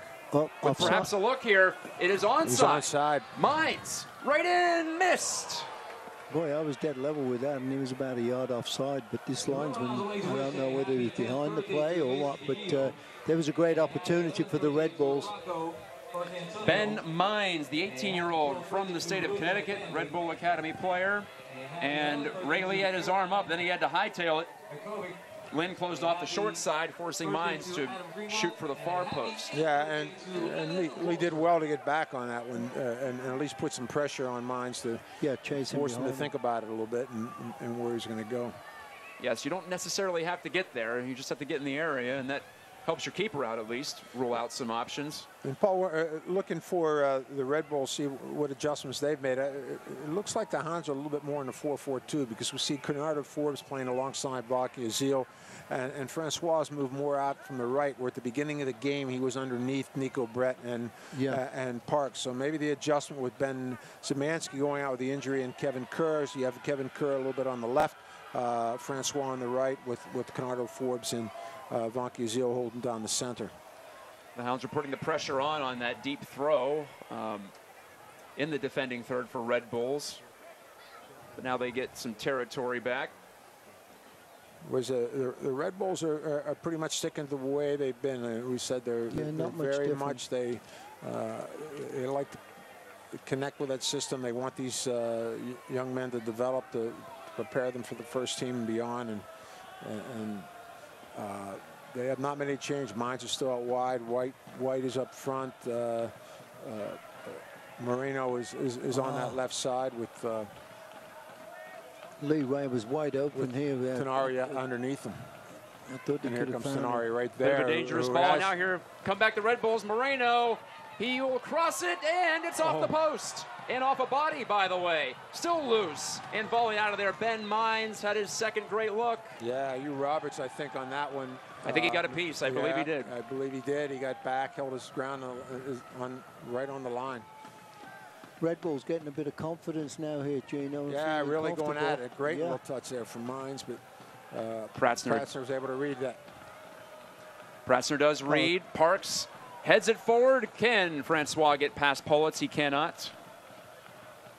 But the Riverhounds will have the advantage again. 2 against 1 right here. Wide open man, Canardo Forbes. Will he let it go? No, he'll slide it through Brett. Yes! Nico Brett with the brace. And it's 2-0. What a nice great little slip. touch from Canardo Forbes, and just slip it in behind the back line, and Nico's going to make no mistake on that one and bury it. Plenty of room in the attacking third. Wild horses run faster, they sure do. Mr. Brett has his 8th, and the Riverhounds have a 2-goal lead at home for the first time in a long time. I think all the players thought that ball was going to go out wide to Kerr. And I think you're right. Catch Nico Brett slipping through the 2 defenders. That's what I said. Terrific vision from Forbes. Right here. He's looking. There was guys wide open. And hey, what a nice little run from Nico Brett in behind Aquay. And Aquay could not pick him up because he's facing the ball. So, but beautiful little ball from Forbes to see Nico Brett's run and terrific run from Nico and a very composed finish. Yeah, very good. I mean, sure was. Taken. First time left foot, boom, outside of the foot. Keeper couldn't even react to it. Just put a little bit of loft on it. That's all he needed. Easy for me to say. When you're in the 6-yard box, it can get dicey, but Brett's shown great poise in those positions for the most part. Kind of a big switch there because the Red Bulls were really getting down into the Hounds' end and causing some problems, and this kind of like deflates them really quickly again, you know. Yeah, you're right. Ben Mines, 2 gold-plated chances to make it 1-1. He could not, especially that second one, and it was a matter of inches. It was off Roberts and then the goal post. On we played, and eventually the New York back line just gave the ball up as Brett nearly got that to the corner of the box to Parks. I mean, how often do you see that in the game where, a team comes down and narrowly misses one, and then boom, they get exposed at the back end and get punished for it. If we get punished for not finishing that play. Yeah, there's nothing more frustrating when that happens. When you've got all things going for you, and then all of a sudden the other team goes down one time and punishes you for it. And now I'd anticipate more Hounds breaks, more breakaways. And more chances taken for New York. Moreno into the box. Moreno with Dover falling down. Moreno, a pretty good cross here, isn't it? But it gets away, and Stauffer has to go chase it inside the line, and he cannot do it. I think we thought he was a better ball than we could tell right there, because he kind of like stayed up when it first came over. I thought it was right there, but Stauffer couldn't get there. So, what are the Red Bulls going to do? Are they going to push guys forward? They've been pushing them forward all night, and is it going to mean the 3rd or the 4th for the Riverhounds? I don't think they can stop, Gino. I think they have to go push forward and hopefully can nick one back and change the momentum. And I don't see them easing up at all. Well, they have time. That's the one thing that's still on their side. 57th minute. Still plenty to go before we get to 90. And Lee is dinged here for the foul. Ray Lee made 1 appearance with the Philadelphia Union back in 2015. Hounds roster has a few guys with MLS experience. Ben Zemansky, of course, led that list, well over 100 appearances, but he's out with injury, and that's been our only change for either side. John Wolenek looks on as Caceres tries to beat Lind right over his shoulder, but could not. Really wasted free kick. Yeah, low percentage, you would call it, Yep. Lind wanted to try to catch the back line napping for New York. Parks rising off his shoulder. And Bob Lilly having several words for Nico Brett on where he wanted him to go there. He was hoping he could swoop in right behind Parks. I think he's or alongside. He doesn't want him to get casual, you know. He gets a little bit casual sometimes and doesn't think, oh, I don't need to pick this player up. And he's in a position where he really needs to. He got a foot on that one, you know, and I think that's what he's looking for from Nico. Roberts on the chase. Wants to catch up to Ben Mines, who tapped it off the foot of Roberts, I believe. Yeah, corner. It will be. First corner of this half goes to New York. Yeah, that was a good play by Mines.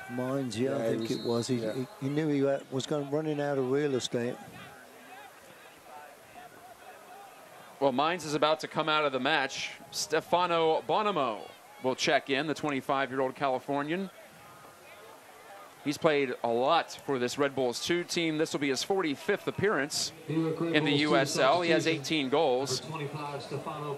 I was talking about MLS appearances. Ben Mines has one this year, and he scored a goal, in fact. So he's showing some promise at 18, but he's out for now.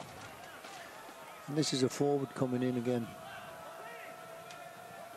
Stefano Bonomo as the corner kick is launched here to the arc, and well, a wild volley attempt. Yeah, well over.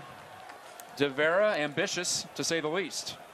I think that's one they rehearsed on the training ground, though, because I think he was definitely, he picked the bar out, and he was coming right on there. He was looking for him, and obviously they've seen him hit those volleys, but that's not a, that wasn't Nacho out there. Our second Nacho reference of the match. Stefano Bonomo, his 9th game, 1 goal, 2 assists on the year. He's been productive. Oh, unlucky there, Nico. A little bit. Knowing that was the place to knock the ball, didn't quite get it where he needed to. But Parks was going for the 1-2 off him.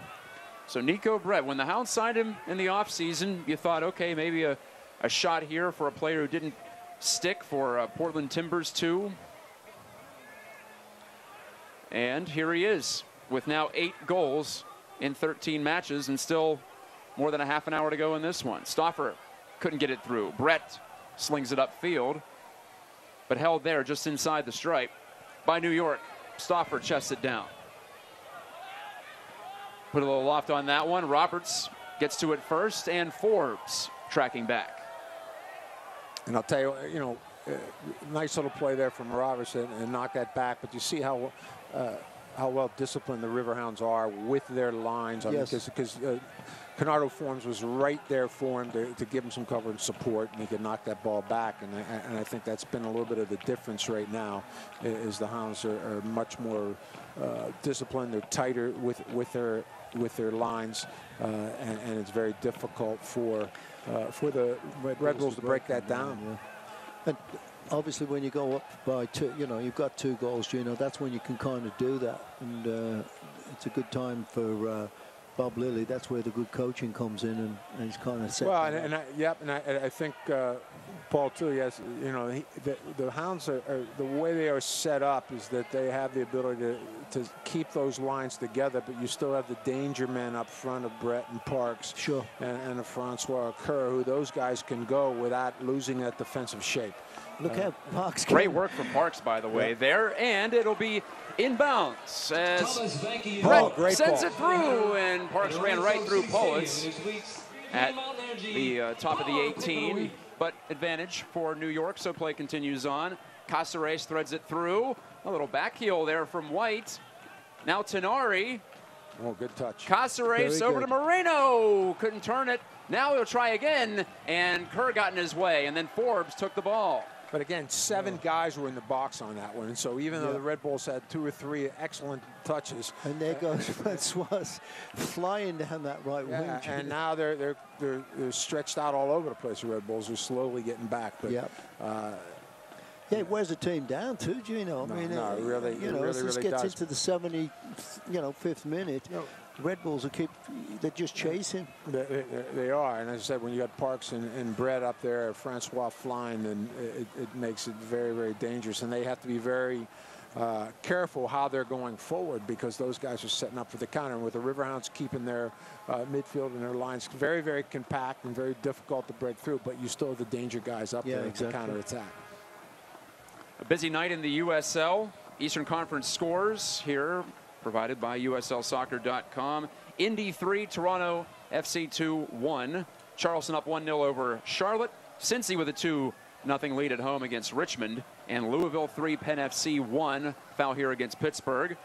And to stay abreast of all the action in the USL, check out the 2 social media accounts that I find rather helpful. Twitter, first of all, twitter.com/USL, and Instagram @USLsoccer.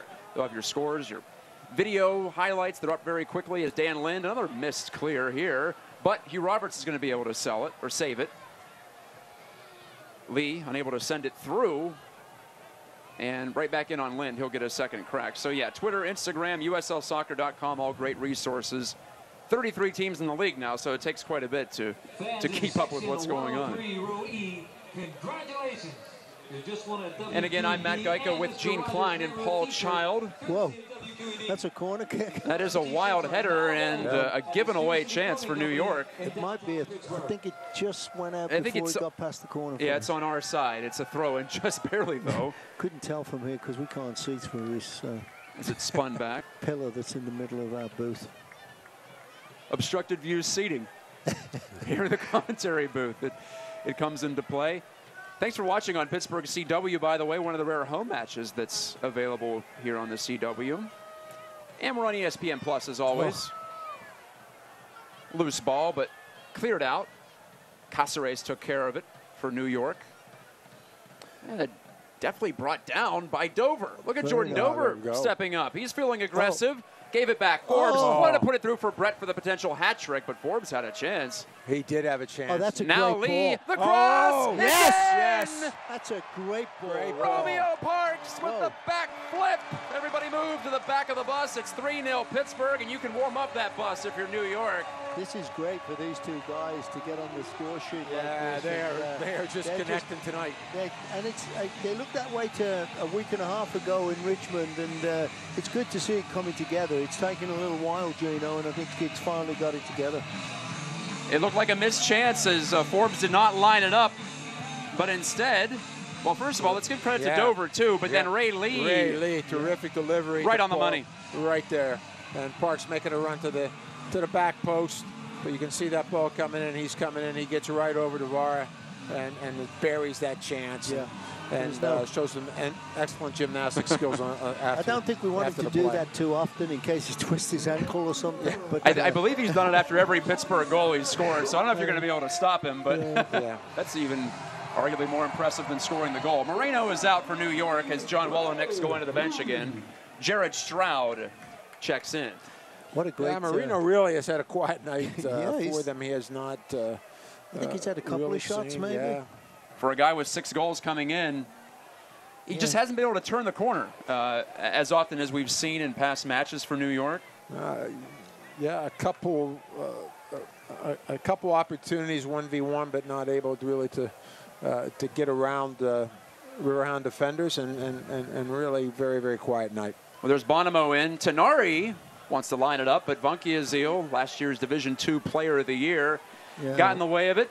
Funky O'Neill, I mean, he's there when you need him. He's right there. Look, again, if he needed to. He just gets in the right spots. Well, I mean, you know, after the 2-0 lead, too, we're talking about with the, you know, he and Conrado Forbes in the middle. And then it seems that Vunky Azil dropped a little bit deeper in between Roberts and Pratzner, so they're really 5 in the back.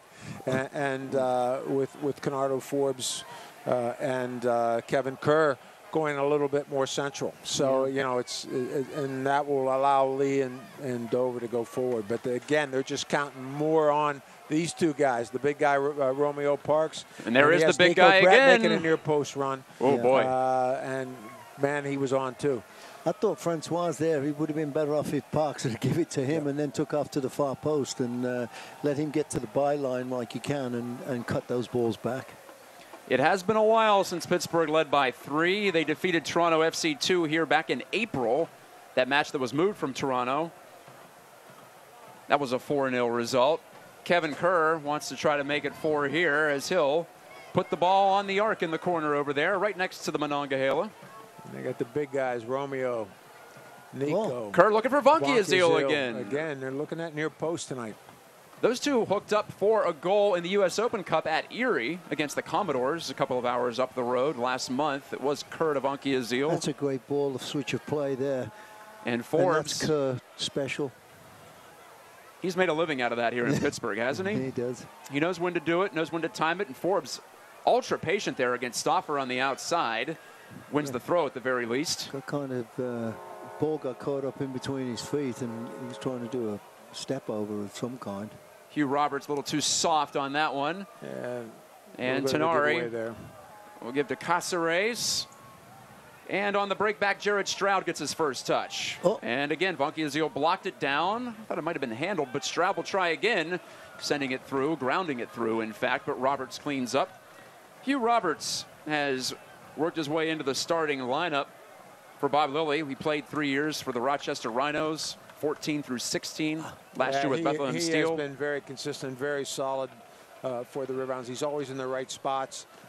He can win the key duels in the air, can win them on the ground, quick on the turn. Oh, well read there. There's a step up by Canardo Forbes, the veteran. It is a 4-man break for the Riverhounds, and Brett, he's got 2 in this game. What'll he do? He'll send it back through. He wanted Parks for a deuce, and instead it's broken up. Well, I thought good decision from Nico Brett. He just couldn't get it to Parks. Parks, you know, and Parks actually was running offside, and he pulled back, so it was a good ball to play to Nico, and Nico was trying to find Parks on the back post. This is Dover, and I wanted to give credit to Dover because it was his push up that led to the 3rd goal, by the way, you might remember. Yep.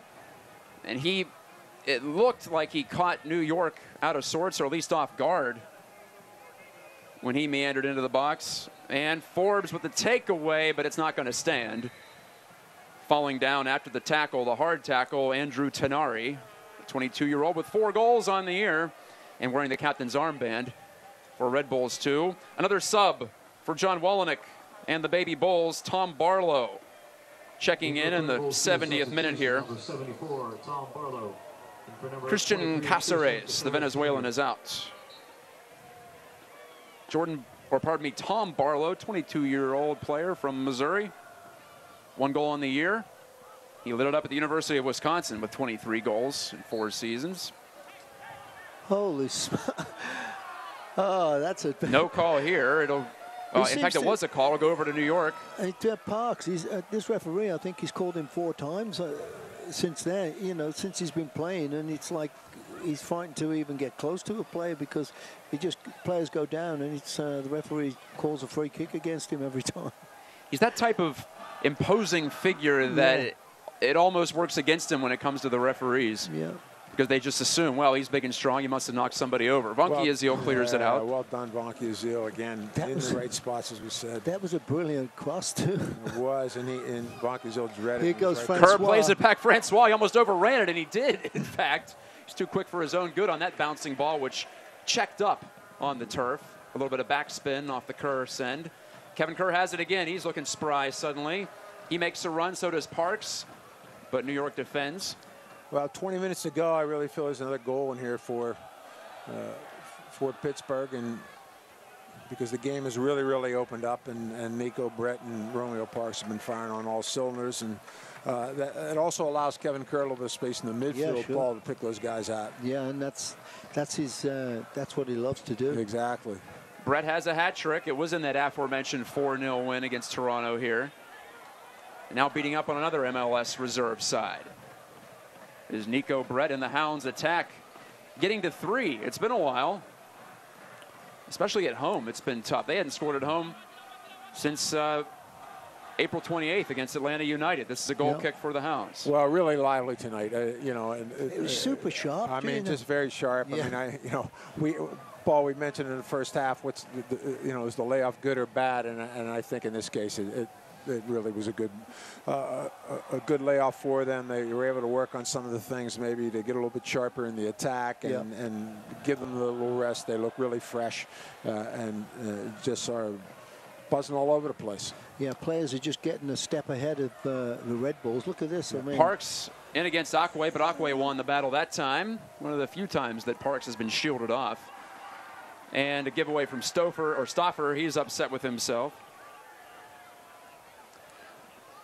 Well, we're going to see Joe Greenspan, I believe, getting back into the game. That's great to get him in there, especially with a 3-0 lead. I mean, he get his legs back. Good to see Joe Greenspan. He fought through this calf injury. He only played twice to start the year, but Greenspan, once he checks in, you'll be able to see his size, 6'6", 210 pounds, from Westfield, New Jersey. So that's Red Bulls territory. Yeah, he don't miss much in the air. He does not. He played 10 times for the Riverhounds last year on loan from Minnesota United in MLS. Played 4 times for Minnesota United, in fact. Formerly of the Naval Academy, 25 years old, Joe Greenspan is going to sign in for Nico Brett in just a moment at our next dead ball. And I don't think he's going to go up at Nico's position. I don't think so either, but that would be interesting. He could win a few in the air for you. Yeah, for sure. He could flick them off for Parks. So Greenspan, and that's what I was about to bring up, guys, with Thomas Vankiazil playing center back so well. He's listed as a midfielder, but he's played center back in his college career.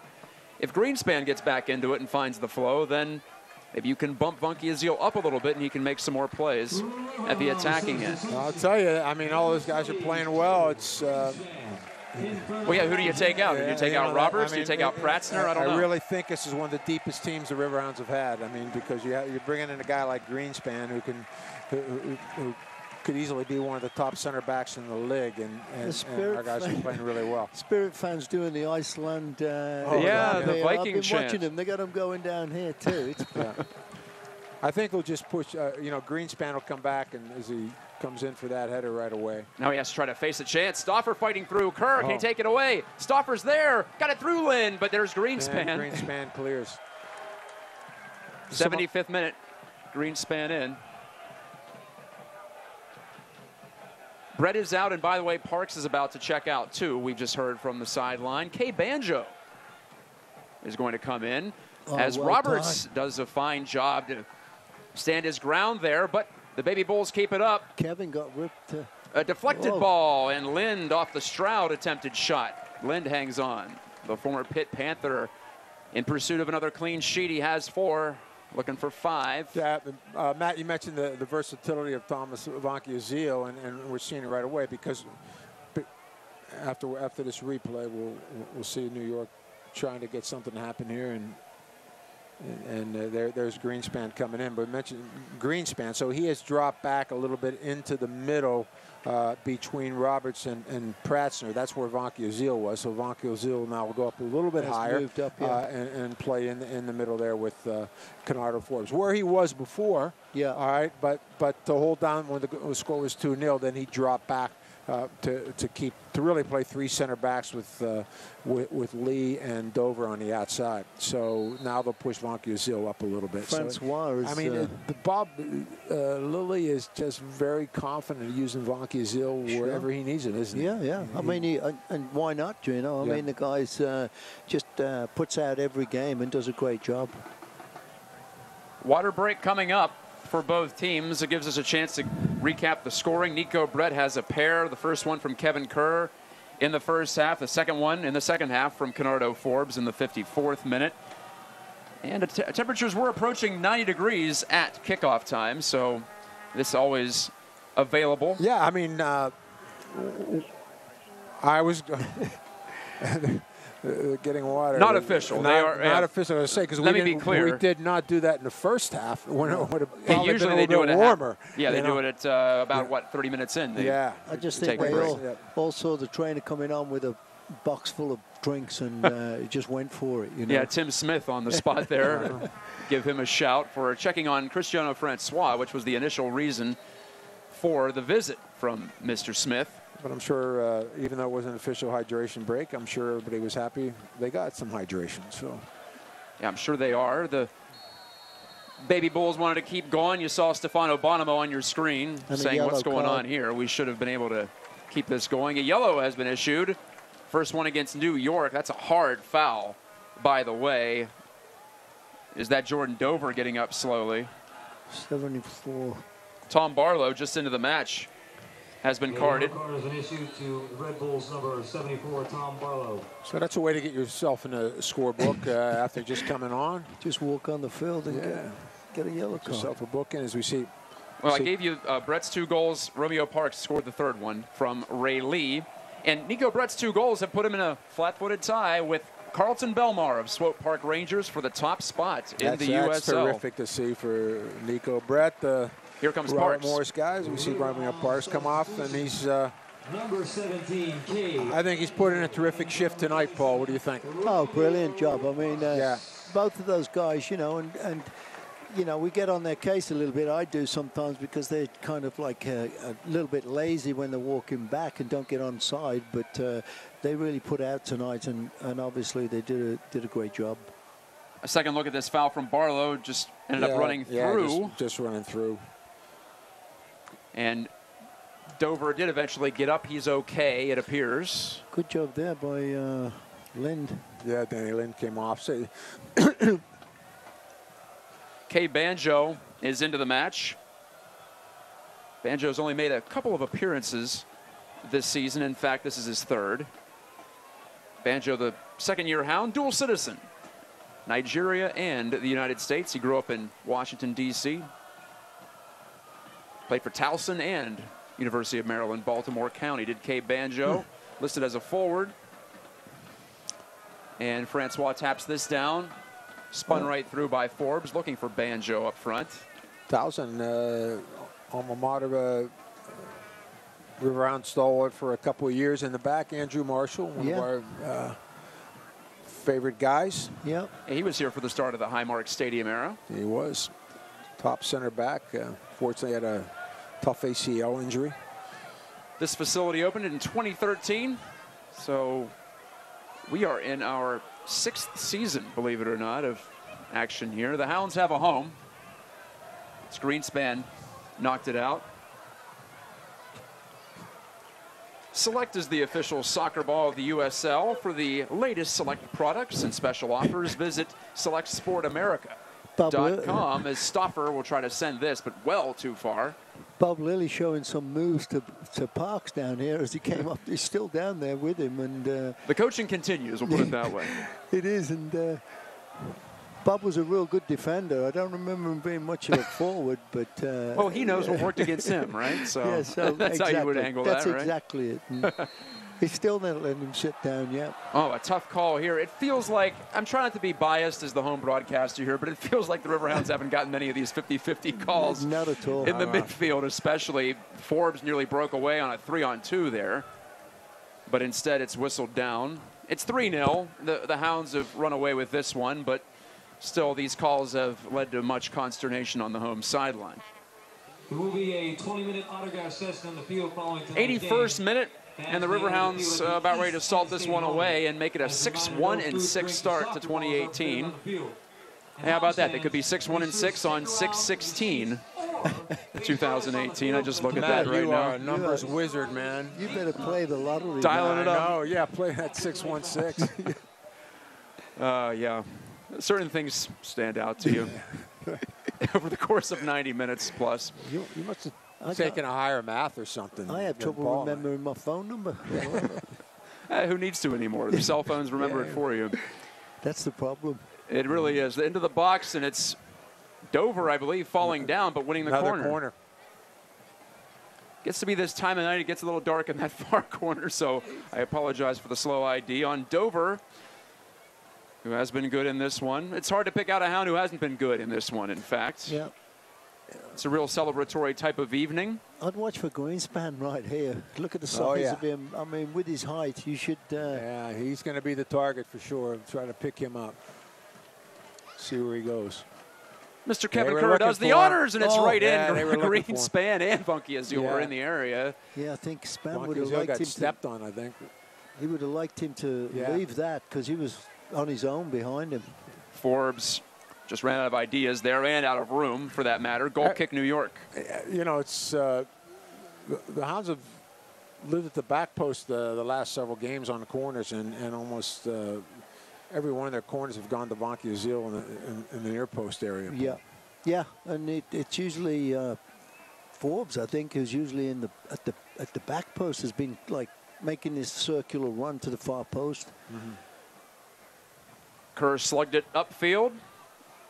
And Pittsburgh will take this throw as Red Bulls 2 regroups. That's wrong, Gino. It's Roberts that I'm thinking of, the big guy here at the back. Yeah, Roberts goes to the back. Yeah, because the last game they were looking for him in the far post area. He had 3 or 4 chances before. Well, here's a counter for New York. And Tenari. Tenari takes the throw now. Andrew Tenari has worked hard tonight. There's a fine little play over to Stoppage. Serve, Has a wide open man, but the header's up in the air. Lynn swats it away. Well done from Dan Lynn. He had to come a distance for that ball. He got him all the way across the goal for that. And really, the Red Bulls could have done better off that header. I mean, it went straight up in the air. You got to put that down. If he puts it down, that's a dangerous ball. Yeah, they can't. The Bulls have been close. Getting a bit sloppy. Yeah, good serve here. And there it goes up in the air. I mean, if he puts that down, look, you have 2 guys sitting right there. Yes. So. But the Hounds kind of letting the Red Bulls get back into it a little bit. Obviously, there's not a great deal of time, but Barlow was the man who couldn't control that cross, by the way. There's Greenspan showing some spring in those legs. Yeah, just sitting a little deeper, Paul, and of course with Parks and Nico Brett out of the game, not nearly as dangerous. Yeah, there's a fine cutback from Bonomo. Yeah, Stefano Bonomo. Very well. I mean, showing the fast twitch off to Barlow, runs into some resistance in the form of Dover. Hounds try to close out, and they will at least push the ball to the edge of the defending third here. Dover gets his foot around it and right into those new seats on the Riverside. Got to give these young guys the Red Bulls credit. I mean, they're still trying to play. They're still trying to move the ball. They play a very fluid technical style. You know, they're looking for the right things. They try to play balls into the channels, like right there, and they look to combine up front all the time. They just, you know, the final ball and the final product just hasn't been there tonight. And you know, obviously they've taken some risk in the back, but they want them playing attractive soccer, good soccer. It's on the ground, it's moving, and there's a very good flow to it. So. Yeah, John Molnick, I think, is just standing here watching this right now and looking at the players that are still battling for him. And he wants to see how these guys are reacting and who's playing. If you're going to stay in this system and continue to develop, then you have to do that. And they've certainly developed guys. You know, it's fun a couple weeks ago watching the USA tie France in a World Cup preview. And, you know, one of the key guys in that game is Tyler Adams, who came through this academy and was playing for the Red Bulls, too, a couple years ago. So, you know, that's the kind of success that they have. Not their night tonight, but you can see they're still trying to play. How about who was in goal for the U.S. against France?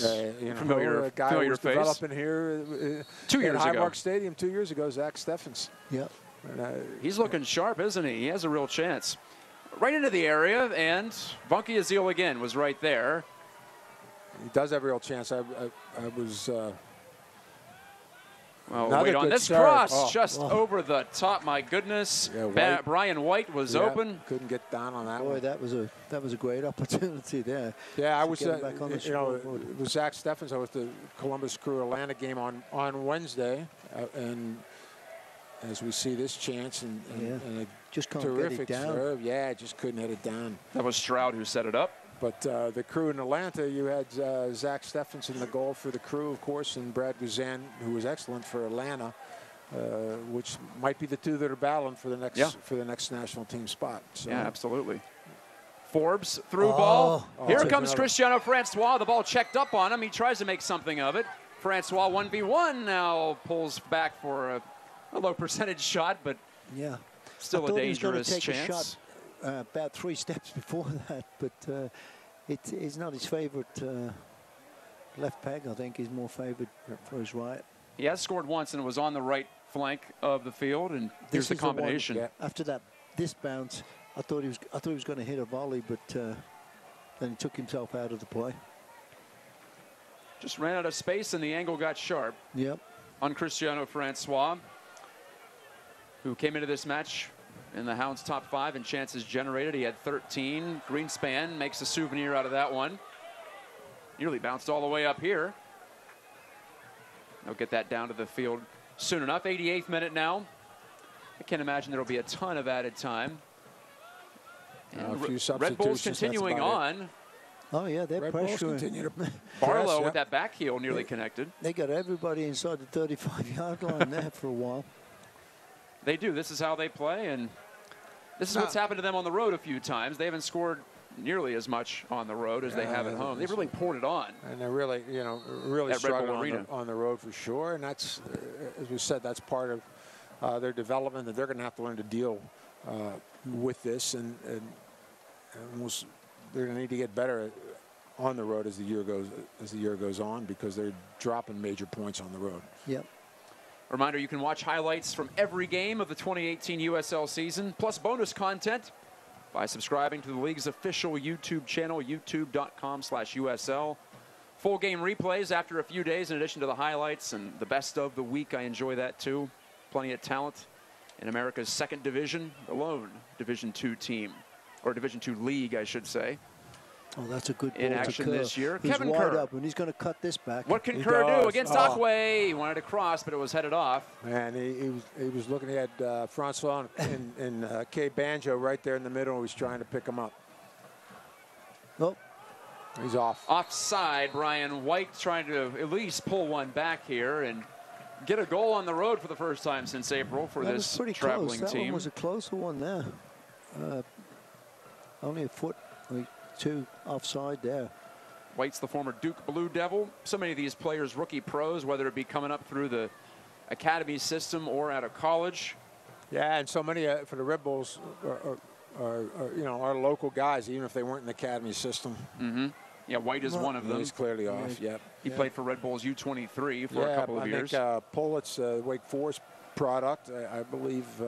Correct. Oh, well, here's a great chance. Yeah. Kay Banjo. Oh, we there's- couldn't handle with Pullets right there. Yeah, there's Pollitt's right there. I mean, I believe he was a homegrown signing out of the MLS draft. Yes, they're called New York Red Bulls too, but New Jersey is what they try to own. And it's all pretty much the same in the metro area once you get up close enough to New York. I hope I didn't offend too many people watching back home. If you are following the Baby Bulls and you're a Red Bulls fan. Francois comes out of the corner, looking sprightly, but was dispossessed. He's still wheeling and dealing. He's still got some speed. Oh. Greenspan came through and sideswiped White, but play continues here. And we're looking at 4 minutes, I believe, of stoppage. Barlow wanted to split the two defenders, Vankiazil and Pratzner, but Vankiazil got a piece. Thomas Vankiazil, out of France, played for the University of Charleston. I called him the Division II Player of the Year from last season, and he has come right in. What a signing by the Hounds to pick him up. He's played nearly every minute of every game. He finally took a seat in recent action. Dan Lind gobbles up. Vankiazil from Caen, too. It's an interesting area there in northern France in the Normandy area. Yeah. And yes, it did take us a little while to figure out how to say that last name. Might be a Riverhounds record for syllables in a surname. Vankiazil. Well, it's only 4, so we should be able to handle that. Thomas is much easier. They call him, I know whenever I talk to Coach Bob Lilly about Vankiazil, he just says Thomas. Tommy V would be all right, I think. Akwe gives to Stoffer. Has an interesting background himself. Trained with a couple of Dutch teams coming up, even though he's from Kentucky. Lucas Stoffer played for Creighton, where he was a teammate of Noah Frankie on the Riverhounds. Steel Army's busy tonight. See? They are. Yeah, speaking of energy, they have plenty of it.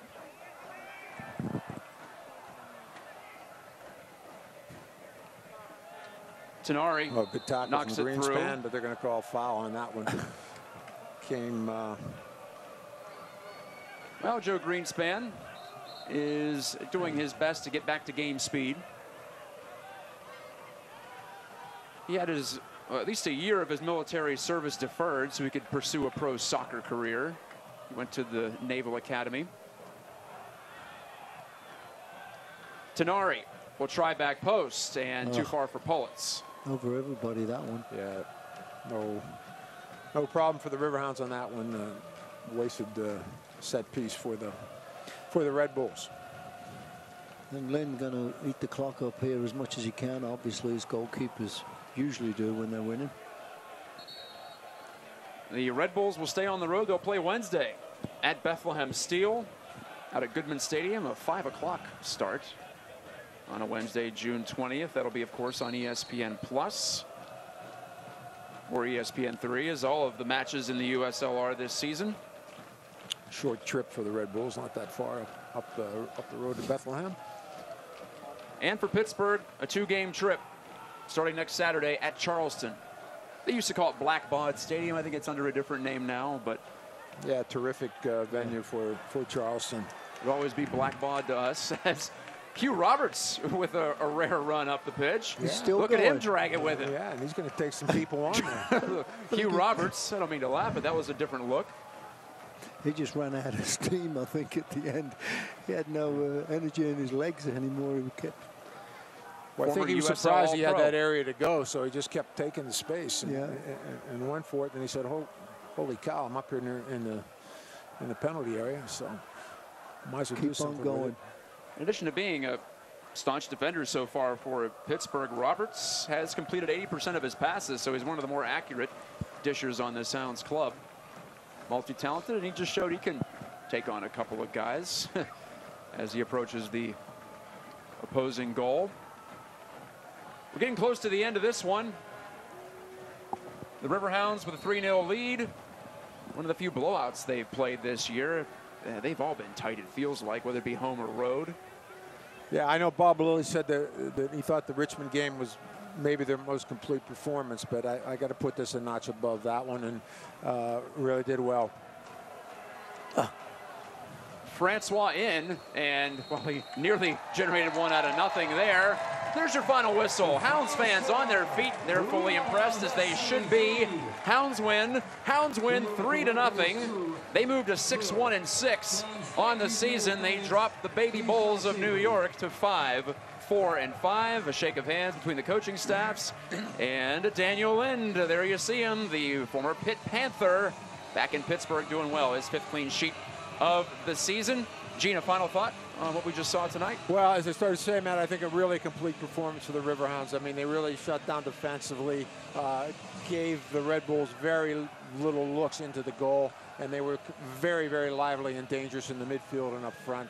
Parks and Nico Brett were a handful for the Red Bulls. And Paul, you and I were on the call for the 4-0 win over Toronto FC. This one felt like a little bit more, though, didn't it? Definitely. I think the team is, you can finally, I think, Matt, you see them starting to gel, you know, and the forwards getting together with Nico and Parks, and even the defense. I mean, putting balls through and making things happen. It's just everybody's working hard for each other, and it's good to see, and they're going to get better and better as the season goes on here. Well, the best start in Riverhounds history continues on. We'll come back for the full 90 highlights of this one. The stats, next match, and we'll put a bow on it from Highmark Stadium. Back in a bit on ESPN Plus and Pittsburgh CW.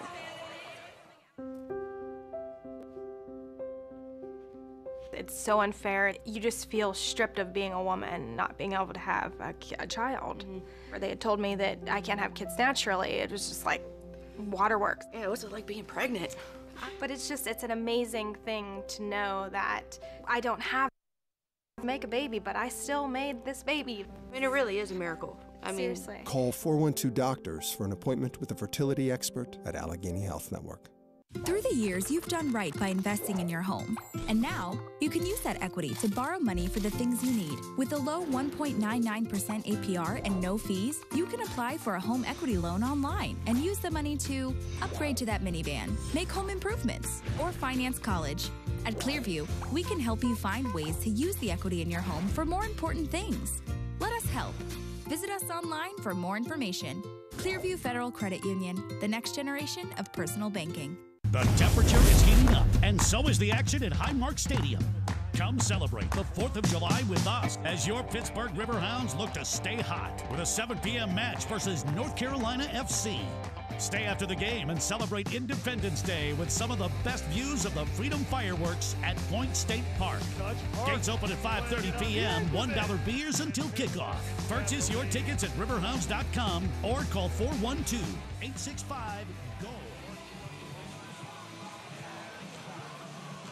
Well, it's only right on a night celebrating a Pittsburgh icon in Mr. Rogers that the Riverhounds deliver a crowd pleaser for the home fans. Might have been the biggest crowd of the season, in fact, at Highmark Stadium. And what a match they saw from their home side. 3-0, the final. Riverhounds SC over Red Bulls 2. The Steel Army still hanging out. They're looking forward to congratulating their players who are now making their way over to the Paul Child stand. I'm Matt Geica with Paul Child and Gene Klein. Here's your full-time highlights as we crank it on back to the first half. And the Riverhounds were dangerous right from the start, weren't they, fellas? No, great job. They were. And here's the goal. Francois, Kevin Kerr, plenty of time, picks that Nico Brett. Makes no mistake with that. Delivers a terrific header. That's a bullet off his head. Look, no chance for anybody to and wide open too, Paul. Didn't even have to really jump for that one. And and Kerr had plenty of time to pick him out. Just set his feet and right by Scott Levine, who earlier had made a save on Brett, where Brett probably could have tucked it into the corner, but he did not. He made up for it there, and now in the second half, Hounds attacking. Great little through ball there, Gino. And terrific ball. Great finish. Outside of the left foot, round the right side, left side of the goalkeeper. He's going to see it really well here. Boom. As the keeper went down to his right side, he just slotted it. Yeah, terrific composure from Forbes. Just slots that ball right through. A nice little run from Nico Brett, and as you said, terrific, calm finish from him from the outside of his left boot. Wahab Akwe couldn't close out. And then Ray Lee gets into the act here offensively. Romeo Parks overpowering De Vera on the back post. Nice curling ball away from the keeper, so the keeper can't come. And here you see curling away, and Parks getting in between two players there and just nodding that down hard and low. The keeper can't do anything with it. Yeah, Parks did very well. Came really hard for that one and got it. And the goalkeeper no chance. Levine no chance for the Red Bulls. So the Hounds, in fact, outshoot New York Red Bulls 13-11, a little bit closer with Red Bulls being aggressive, as we knew they were all season long. But the Riverhounds defended well enough, and then there were plenty of chances upfield as well. We see the youngest Riverhounds fans taking the artificial surface here for some autographs. Like we said, a crowd pleaser, and the Hounds will hope for another one coming up here on the 4th of July. That's the next home match, as they will take on North Carolina FC. Hounds at Charleston next Saturday. Red Bulls going on to Bethlehem Steel. Thanks again for watching here on ESPN Plus in Pittsburgh CW. It was a beautiful day and an evening in the neighborhood. I'm Matt Geica with Paul Child and Gene Klein. Talk to you in a couple of weeks. Good night.